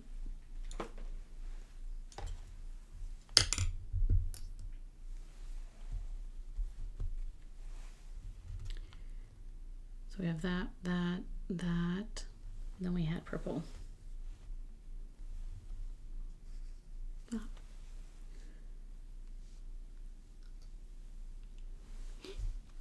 I had someone send one who saw it on TGS. Some have mentioned it's the first time they saw painting or coloring in like this. Yeah.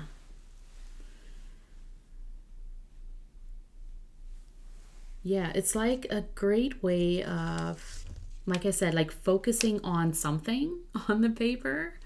And I guess that's why like the dominant industry logbook is really good, is because like when you're swatching inks or you're just like trying inks out, especially if you get like a new ink and you may not know all the properties of it, or you're like Zodiac pens and you don't even know what color it is. I find like something like this is a great way of like just put ink on paper instead of focusing on what you're painting or coloring. Just put it down and then sort of play around with it that way. It's like a really fun way of doing it, right? And we need more. We need more Olive Octopus. We need more. No, I love the ponies. I think it's really fun that there's sort of a story behind it, and there are all kinds of different ponies, right? Like all different colors, different inks, different shimmers.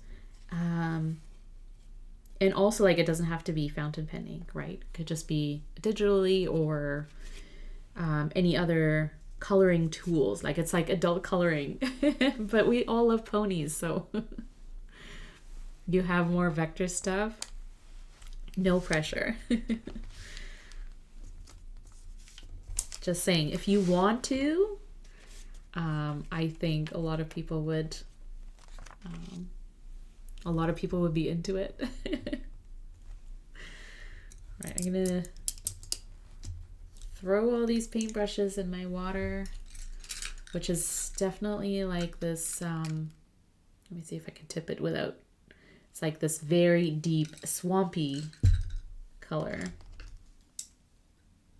So that's what all those shimmer inks will get you. A deep green swampy color.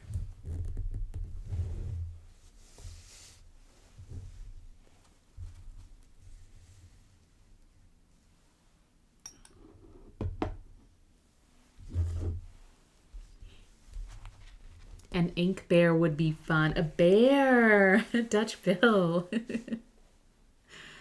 I have a set of forest animals from there's a bear in that. Yes, from a quilt. Okay. Yes, that would be fun. Bears are actually, I could see a bear being really fun to color too.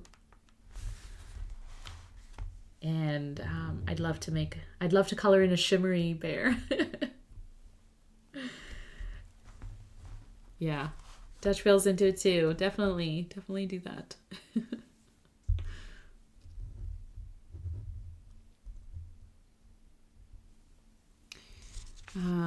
So these are done.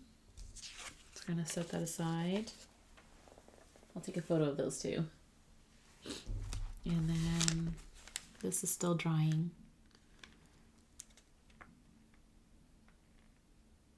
It's like watching paint dry. So you're watching ink dry, but I would much rather watch ink dry than paint, especially if it's shimmer inks. As it sort of dries and the different ink properties comes out, it's just so satisfying.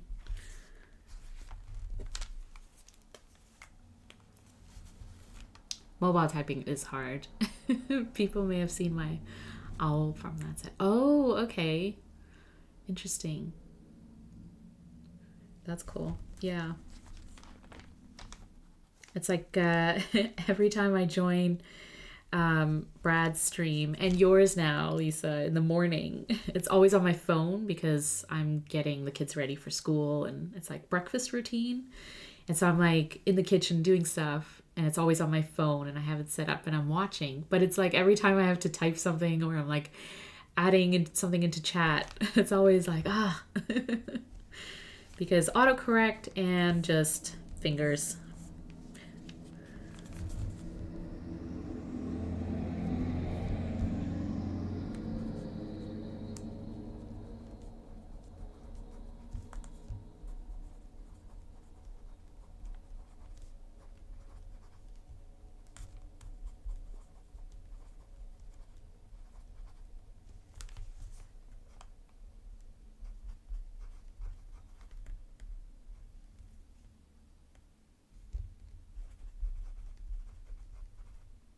Emerald Gardens. Trying to spell things.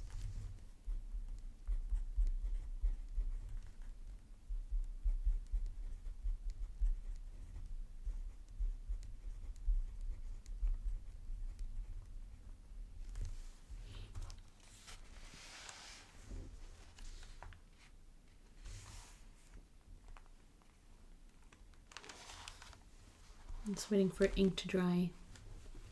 And you're always wordy too. I know.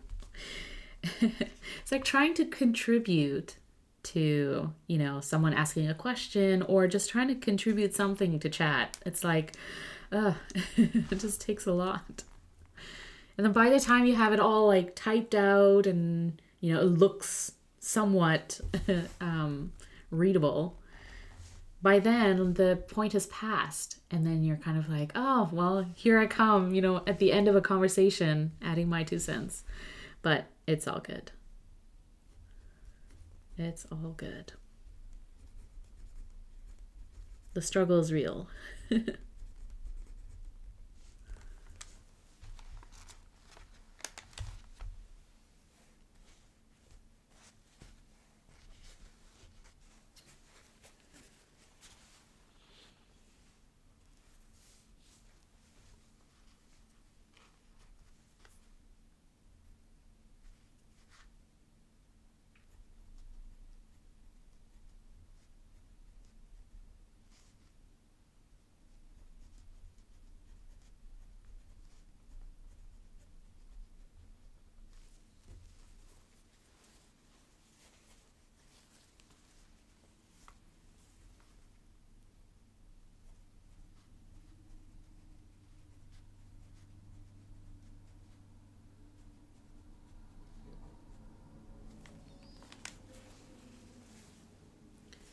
Okay.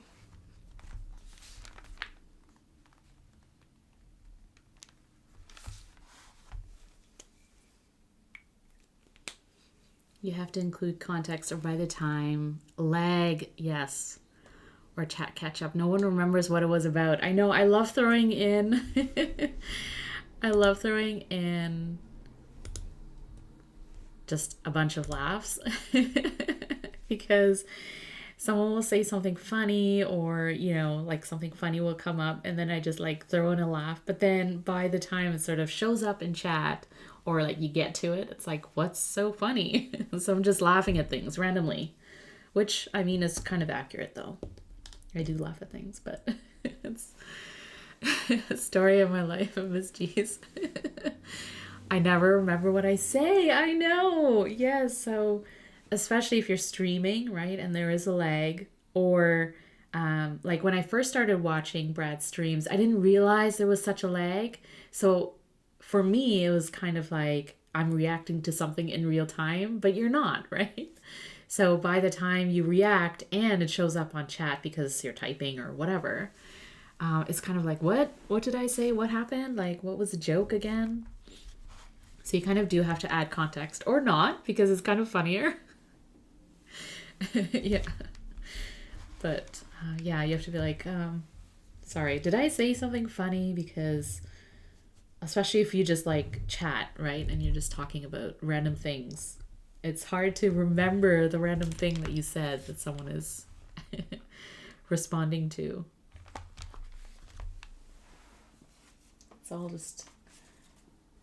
It's all fun. Let's see.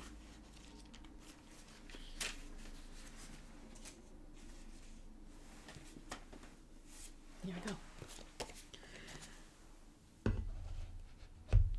So I'm going to use a little blotter paper because I put a lot of ink down, and so sometimes it just takes so long to dry, which is totally fine. It's all good. Like in my workshop, we just put a huge blotter paper down and just picked up some ink, which is okay. But then with shimmer inks, you don't want to pick up the shimmer itself, like the glitter particles, because that obviously takes away from the it takes away from the end result. But it's okay. We put a lot of ink down and we have a lot of shimmer still. So I'm going to use my Kakimori nib. And I am actually curious to do a little bit more drawing with the Colorverse shuttle nib. I did try it a little bit at the California Pen Show because Olive Octopus brought it. In a whole setup of painting supplies and drawing supplies. But yeah, I love my Kakimori stainless steel nib. Like this is my go-to for pretty much like drawing. And so I am curious to try the Colorverse shuttle, but I'm not jumping on it just yet. I love that color, and then 5 colors are covered. I know. I know. And it's like, oh, do you mean the swampy color? Squirrel, right? Oh, that's what you were doing, Alima? You were getting samples together for Skogsy? Oh, that's so nice of you. They're in your pen show bag. What bag to use for your pen show? Like, is it a specific bag, or is it like a tote that you take with you? Zodiac, you can make a nib holder if you can make me a nib holder if you want. Let's talk. I'm always up for nib holders. Now, do you use this like rubbery sort of thing in your nib holders? Did you have nib holders at the show, Zodiac? Just trying to remember. Or did you just have fountain pens?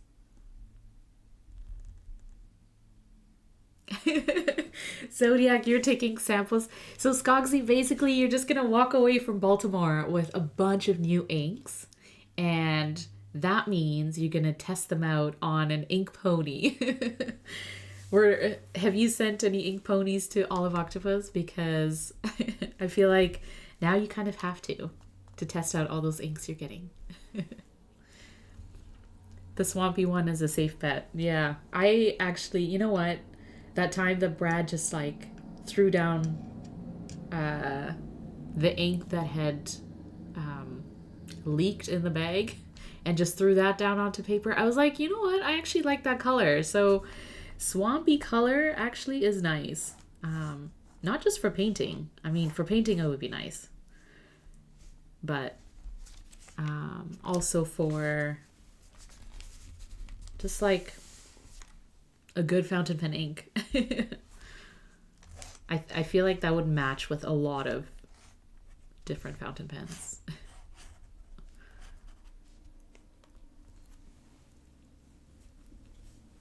I love this. Everyone is so generous with their sample giving, right, Skogsy?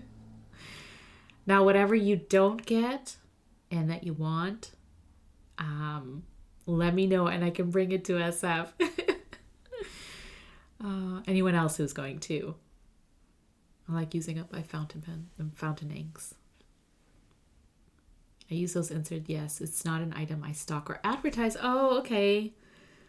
Good to know, Zodiac. Only special people have them from me. Ah, yay, I feel special. Let's talk. Let me think about this. I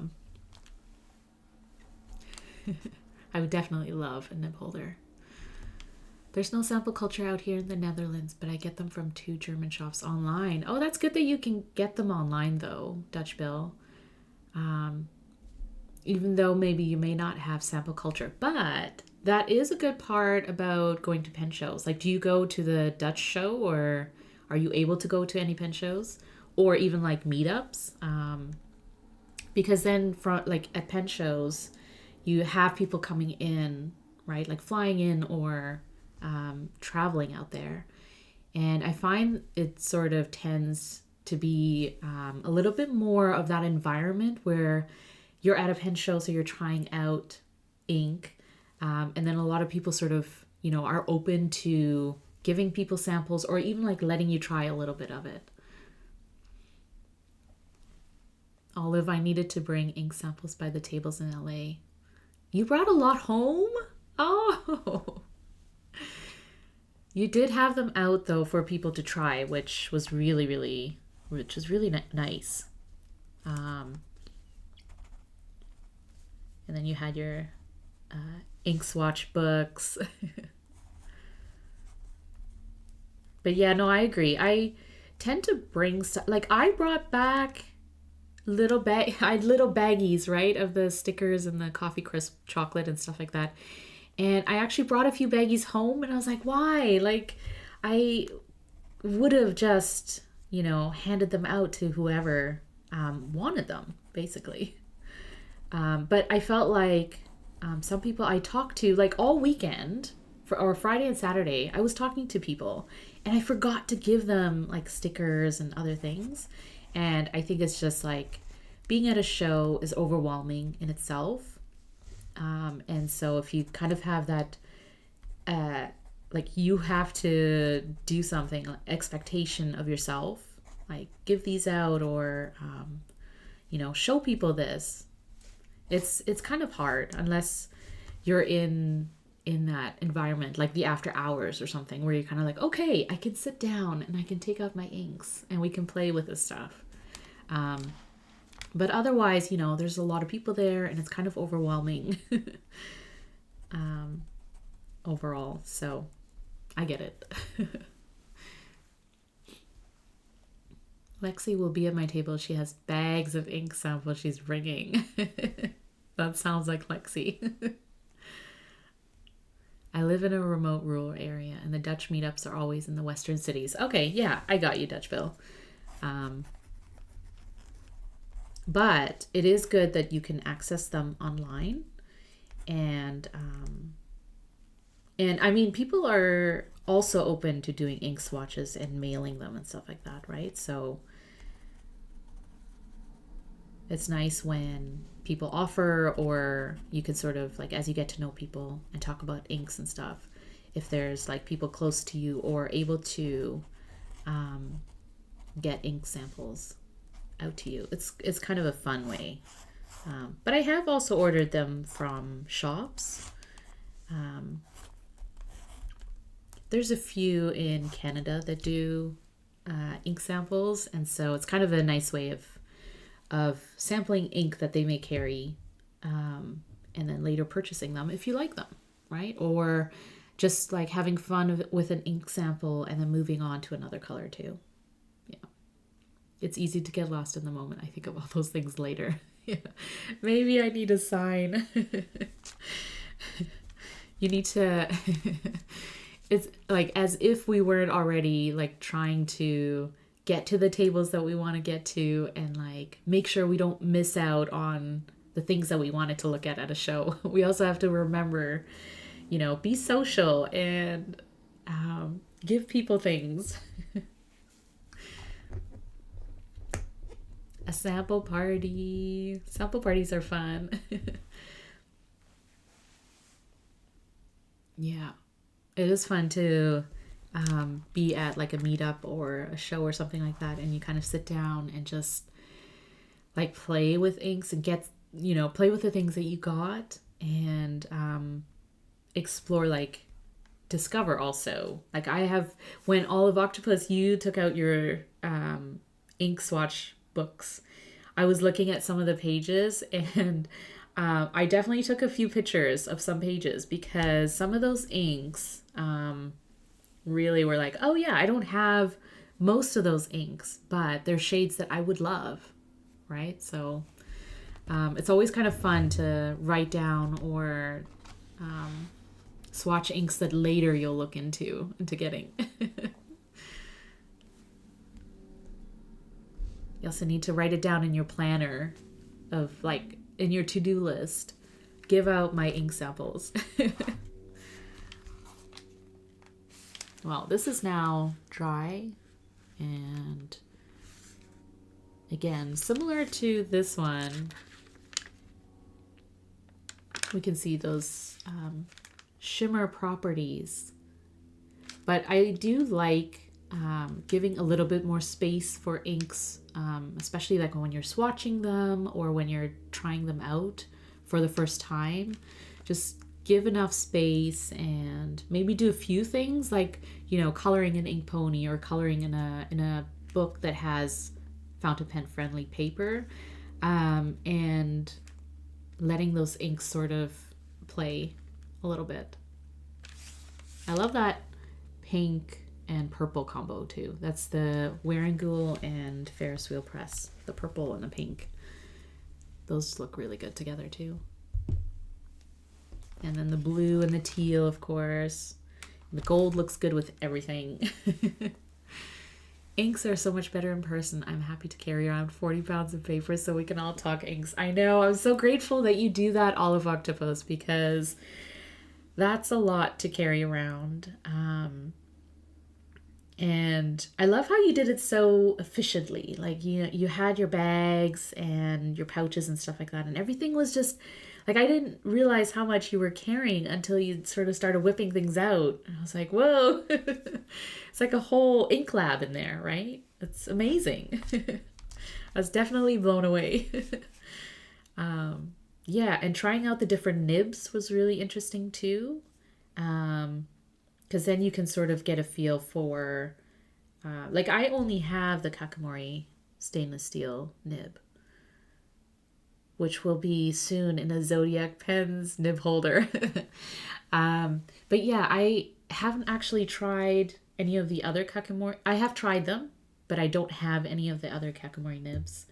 And like I said, I haven't really looked into getting the Colorverse shuttle yet, until I sort of see a little bit more from how people enjoy using it, or how it compares to the other nibs. Especially for like longer sessions, like longer drawing sessions, or like if you're swatching and you're just kind of putting ink down a line of it and then writing down the ink name. That's fine. But I am curious to see how they sort of hold up to longer sessions, I think. Mary Poppins bag. I practice going to pen club meetups most Saturdays with that bag. Yes, that's a great idea. So, yeah, I have a bag that I have sort of set up for, like, if I go, you know, to people's, like, to meetups, or like I see people who I think would be into like trying out inks and pens and stuff like that.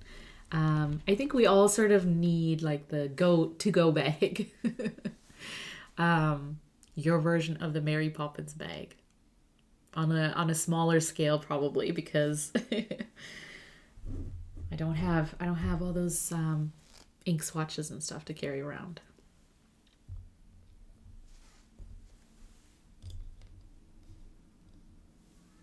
But it is fun. Like, it is fun sharing ink samples with people and getting them to try out new inks. And I also like I think that's why I like sharing what inks look like, because you know, it's kind of hard to obviously get all those inks. You don't want to add to your collection inks that you might not even use, so it's kind of nice to see when other people use inks, and like watching all of Octopus streaming ink swatches and stuff like that, because like some of those inks are nice. Would I want to own a bottle? Probably not, but I wouldn't mind, you know, trying them out in samples, or if I see someone who has that ink, I wouldn't mind trying it out. So it's a good way of you know, exposing yourself to different inks that you don't necessarily need to have in your collection, but it's kind of a fun way to play with them. Yeah, maybe don't be as crazy as me.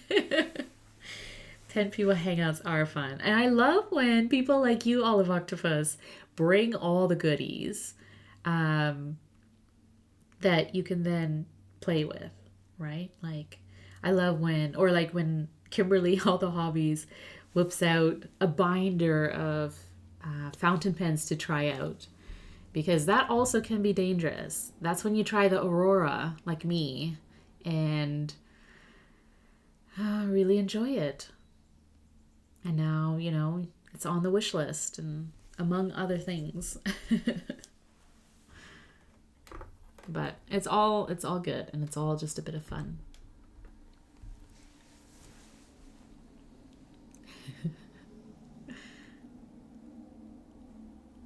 It's also kind of nice to try out different papers. That's the other thing I appreciate. You had all those Ink Pony printouts on different papers, all of Octopus.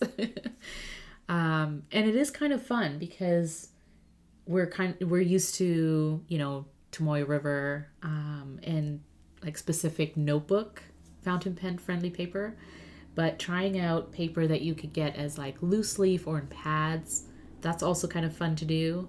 And they're not always accessible, right? So trying them out when someone has them or when they're available elsewhere is kind of a nice thing too.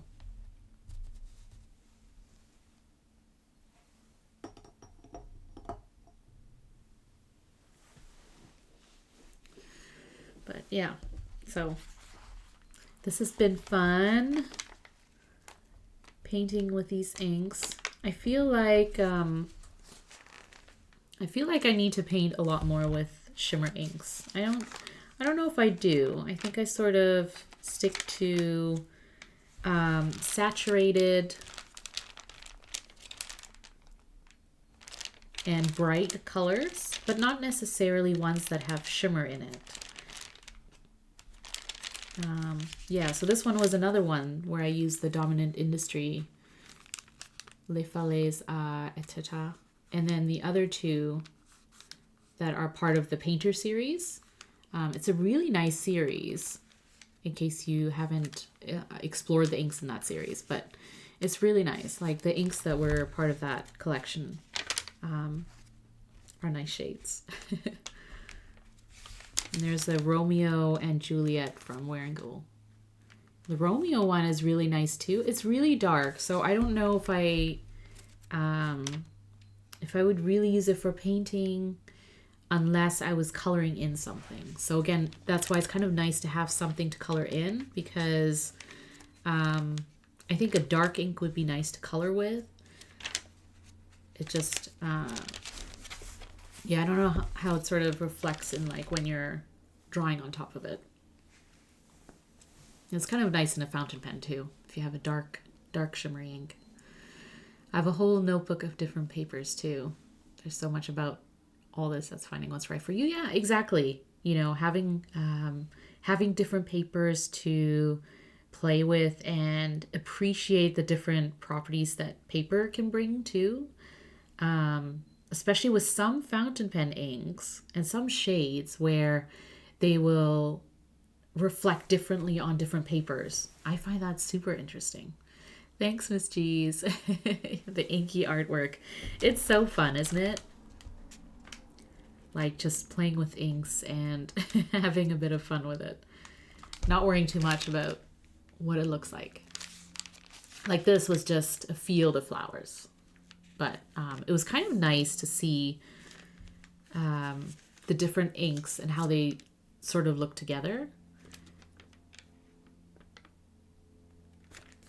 And then pick out a few or 6 to paint with and give them a little bit more space to reflect. You love watching I love watching you flip through that notebook. Yes, where's my other notebook too? Ooh, sorry. This is my this is the sketchbook I was using before I started this one. So this one I started February 2024. So a year ago. Not all of my paintings go in here because I do a lot of, like, I do paint on watercolor paper and other places, but this was what I started with. Have I shown this off yet? I missed, what is the black ink? Oh, do you mean the the dark ink that I was showing? Or do you mean this one? This one is Kakamori pigment ink. I was also showing Wearingeul Romeo.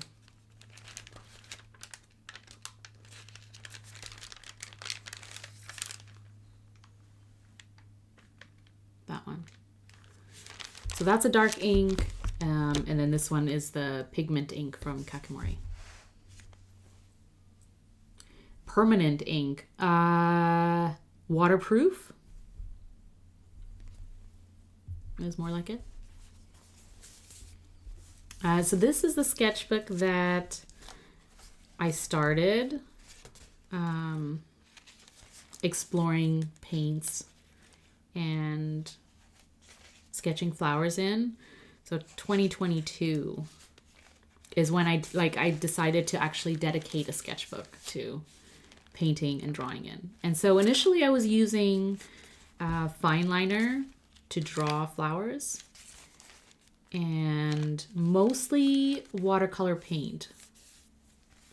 But then I found that painting with watercolor paints onto my river paper, even though it holds really well, right? Like it doesn't bleed through, and it does really well on this paper, there is texture, right? So when the watercolor paint dries, you get that sort of grainy texture. And so drawing on top of that, either with a fountain pen or a fine liner, it's not as comfortable. And of course you have to kind of, be aware that it might affect your tip, like a fine liner tip.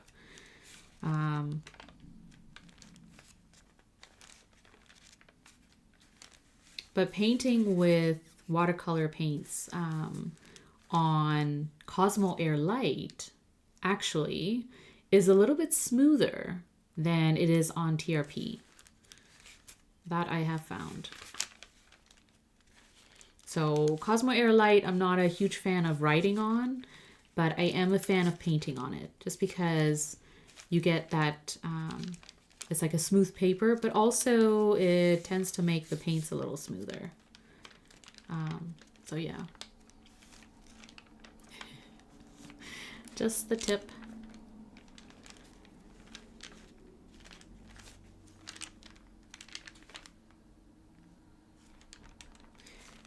And this was when I first started using the Kakamori nib, probably around here. And yeah, I was like, whoa, it puts down a lot of ink. And so it was learning how to, it was learning how to angle it, to control how much ink was coming out, because I was getting a lot of ink coming onto the page, and whew, it took practice, obviously.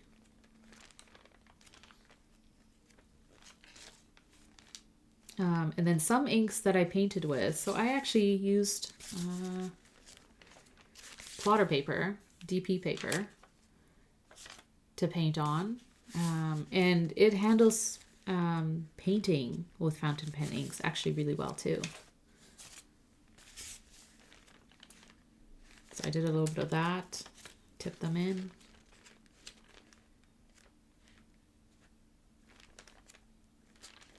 And then when I found painting with some inks, I was kind of like, this is not really the ink for me. So it is kind of nice to explore inks that way, to figure out if it's an ink that you would want to ink up a fountain pen with and stuff. I really like this combination. This actually became a sticker of mine because I love the brightness and just like how cheery it is. And so sometimes I will paint, this is the design that I created for Eric at Amarillo Stationery, and then he made it into a sticker that he was giving out with Amarillo Antiguo, the Pannonia ink. So that was a really fun project to do.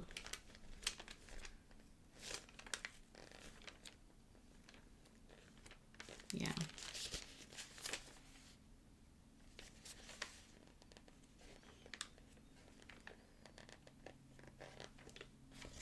So I brought my sketchbooks to the workshop that I taught at the SF Pen Show, and I was letting people look through them because sometimes, I forget who said this recently, but sometimes when you're watching someone's videos on YouTube, or like you're, seeing their content on Instagram or socials, you're not seeing the process behind it, right? And you're not seeing the journey that they took to get there, right? And so like when I was teaching the workshop and I was showing people how to paint with inks and then create these sort of flowers, I know our initial sort of reaction, or what we sort of come into these things with, is the like, I could never do this expectation, right? Of like, this, I would never be able to do this. But I love reminding people that we all start somewhere, right? Like we all start with the basics, like trying something out and sticking to it, right? So when we say practice something or keep doing it, right? It's because of all this. It's because we all have that journey that we have to go on to get to, something that we're comfortable with and something that we're confident doing.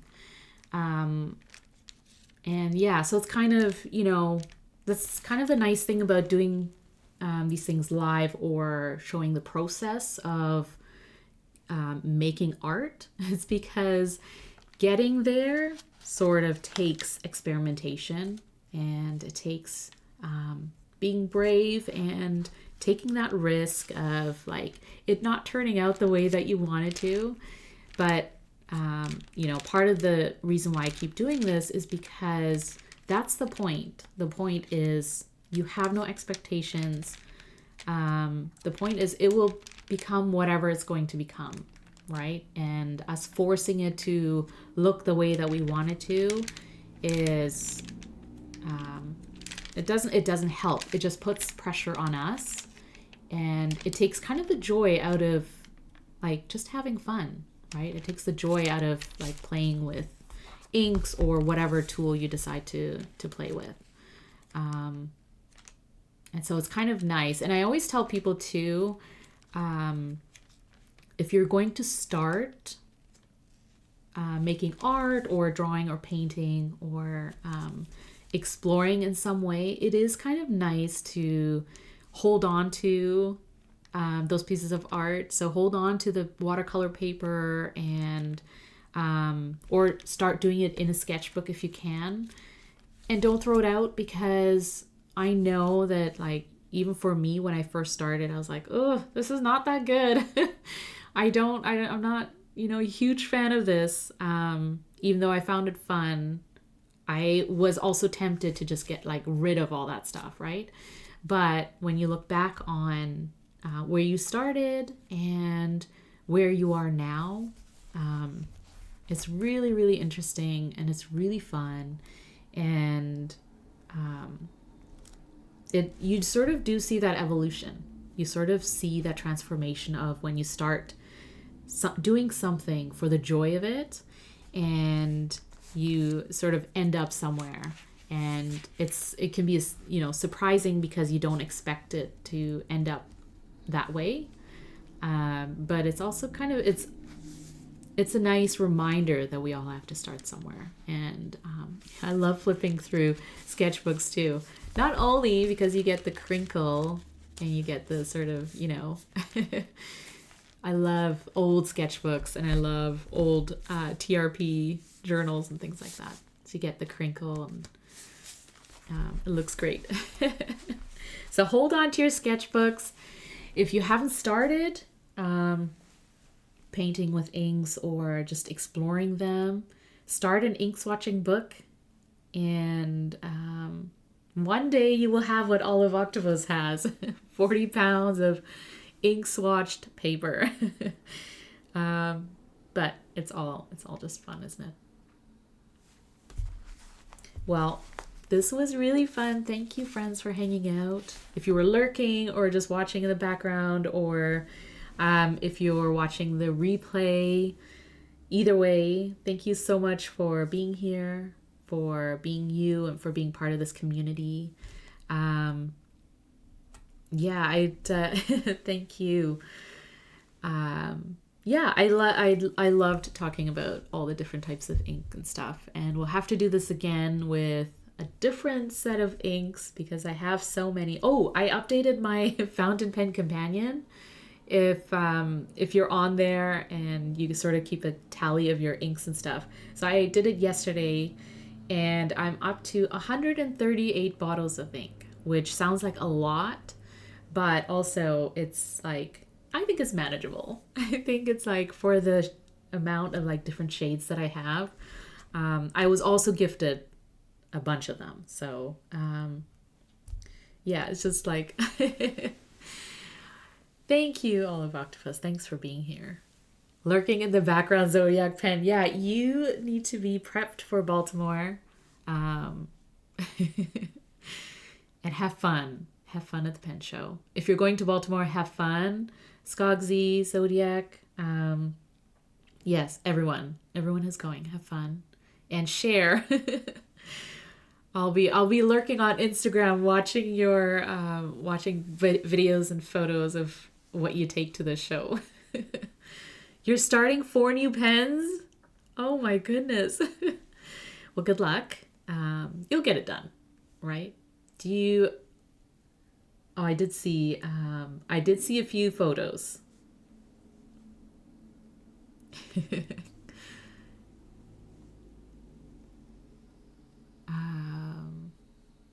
Including samples. Yeah.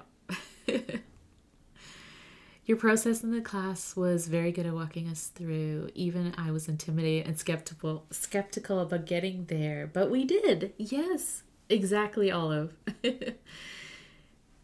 Yeah, there is a process, and like even the way that you paint with inks in like the archiving or the logbook, and how you do your swatches, Olive Octopus, right? Like it looks like the end product, or like what it sort of ends up as. It's like, wow, like the drawings and like the way you swatch everything really brings out the inks.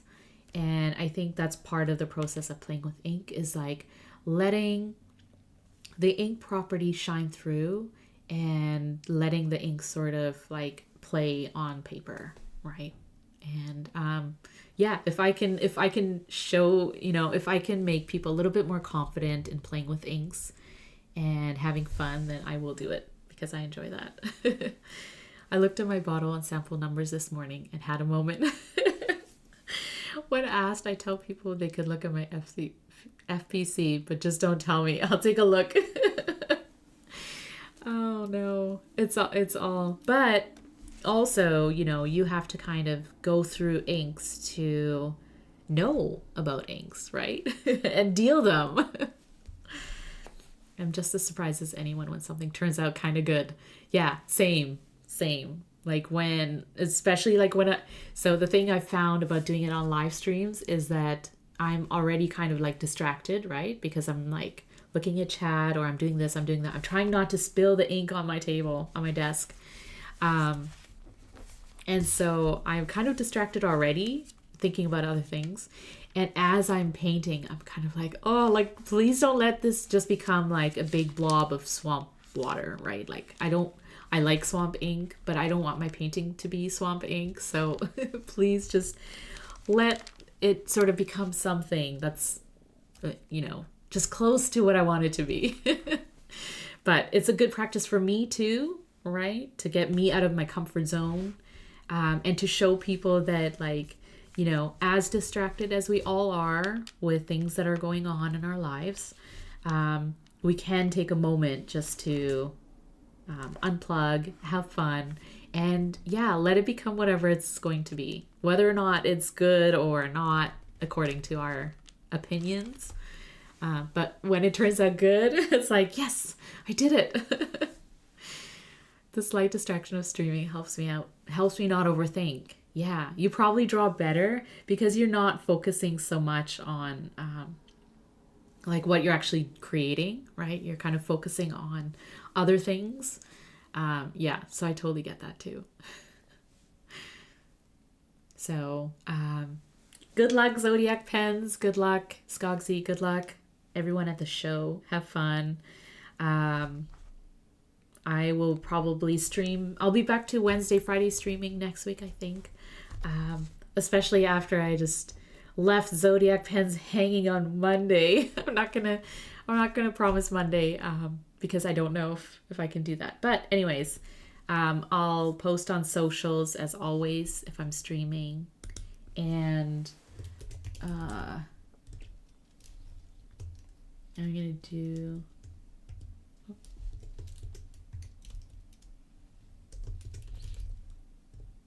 Check out Olive Octopus, and check out Miss G's, check out all the streamers. You already know Brad, so join us in the streams, join us in chat. It's a great hangout, and it was really fun. And thank you so much for hanging out with me, and I'll see you next time.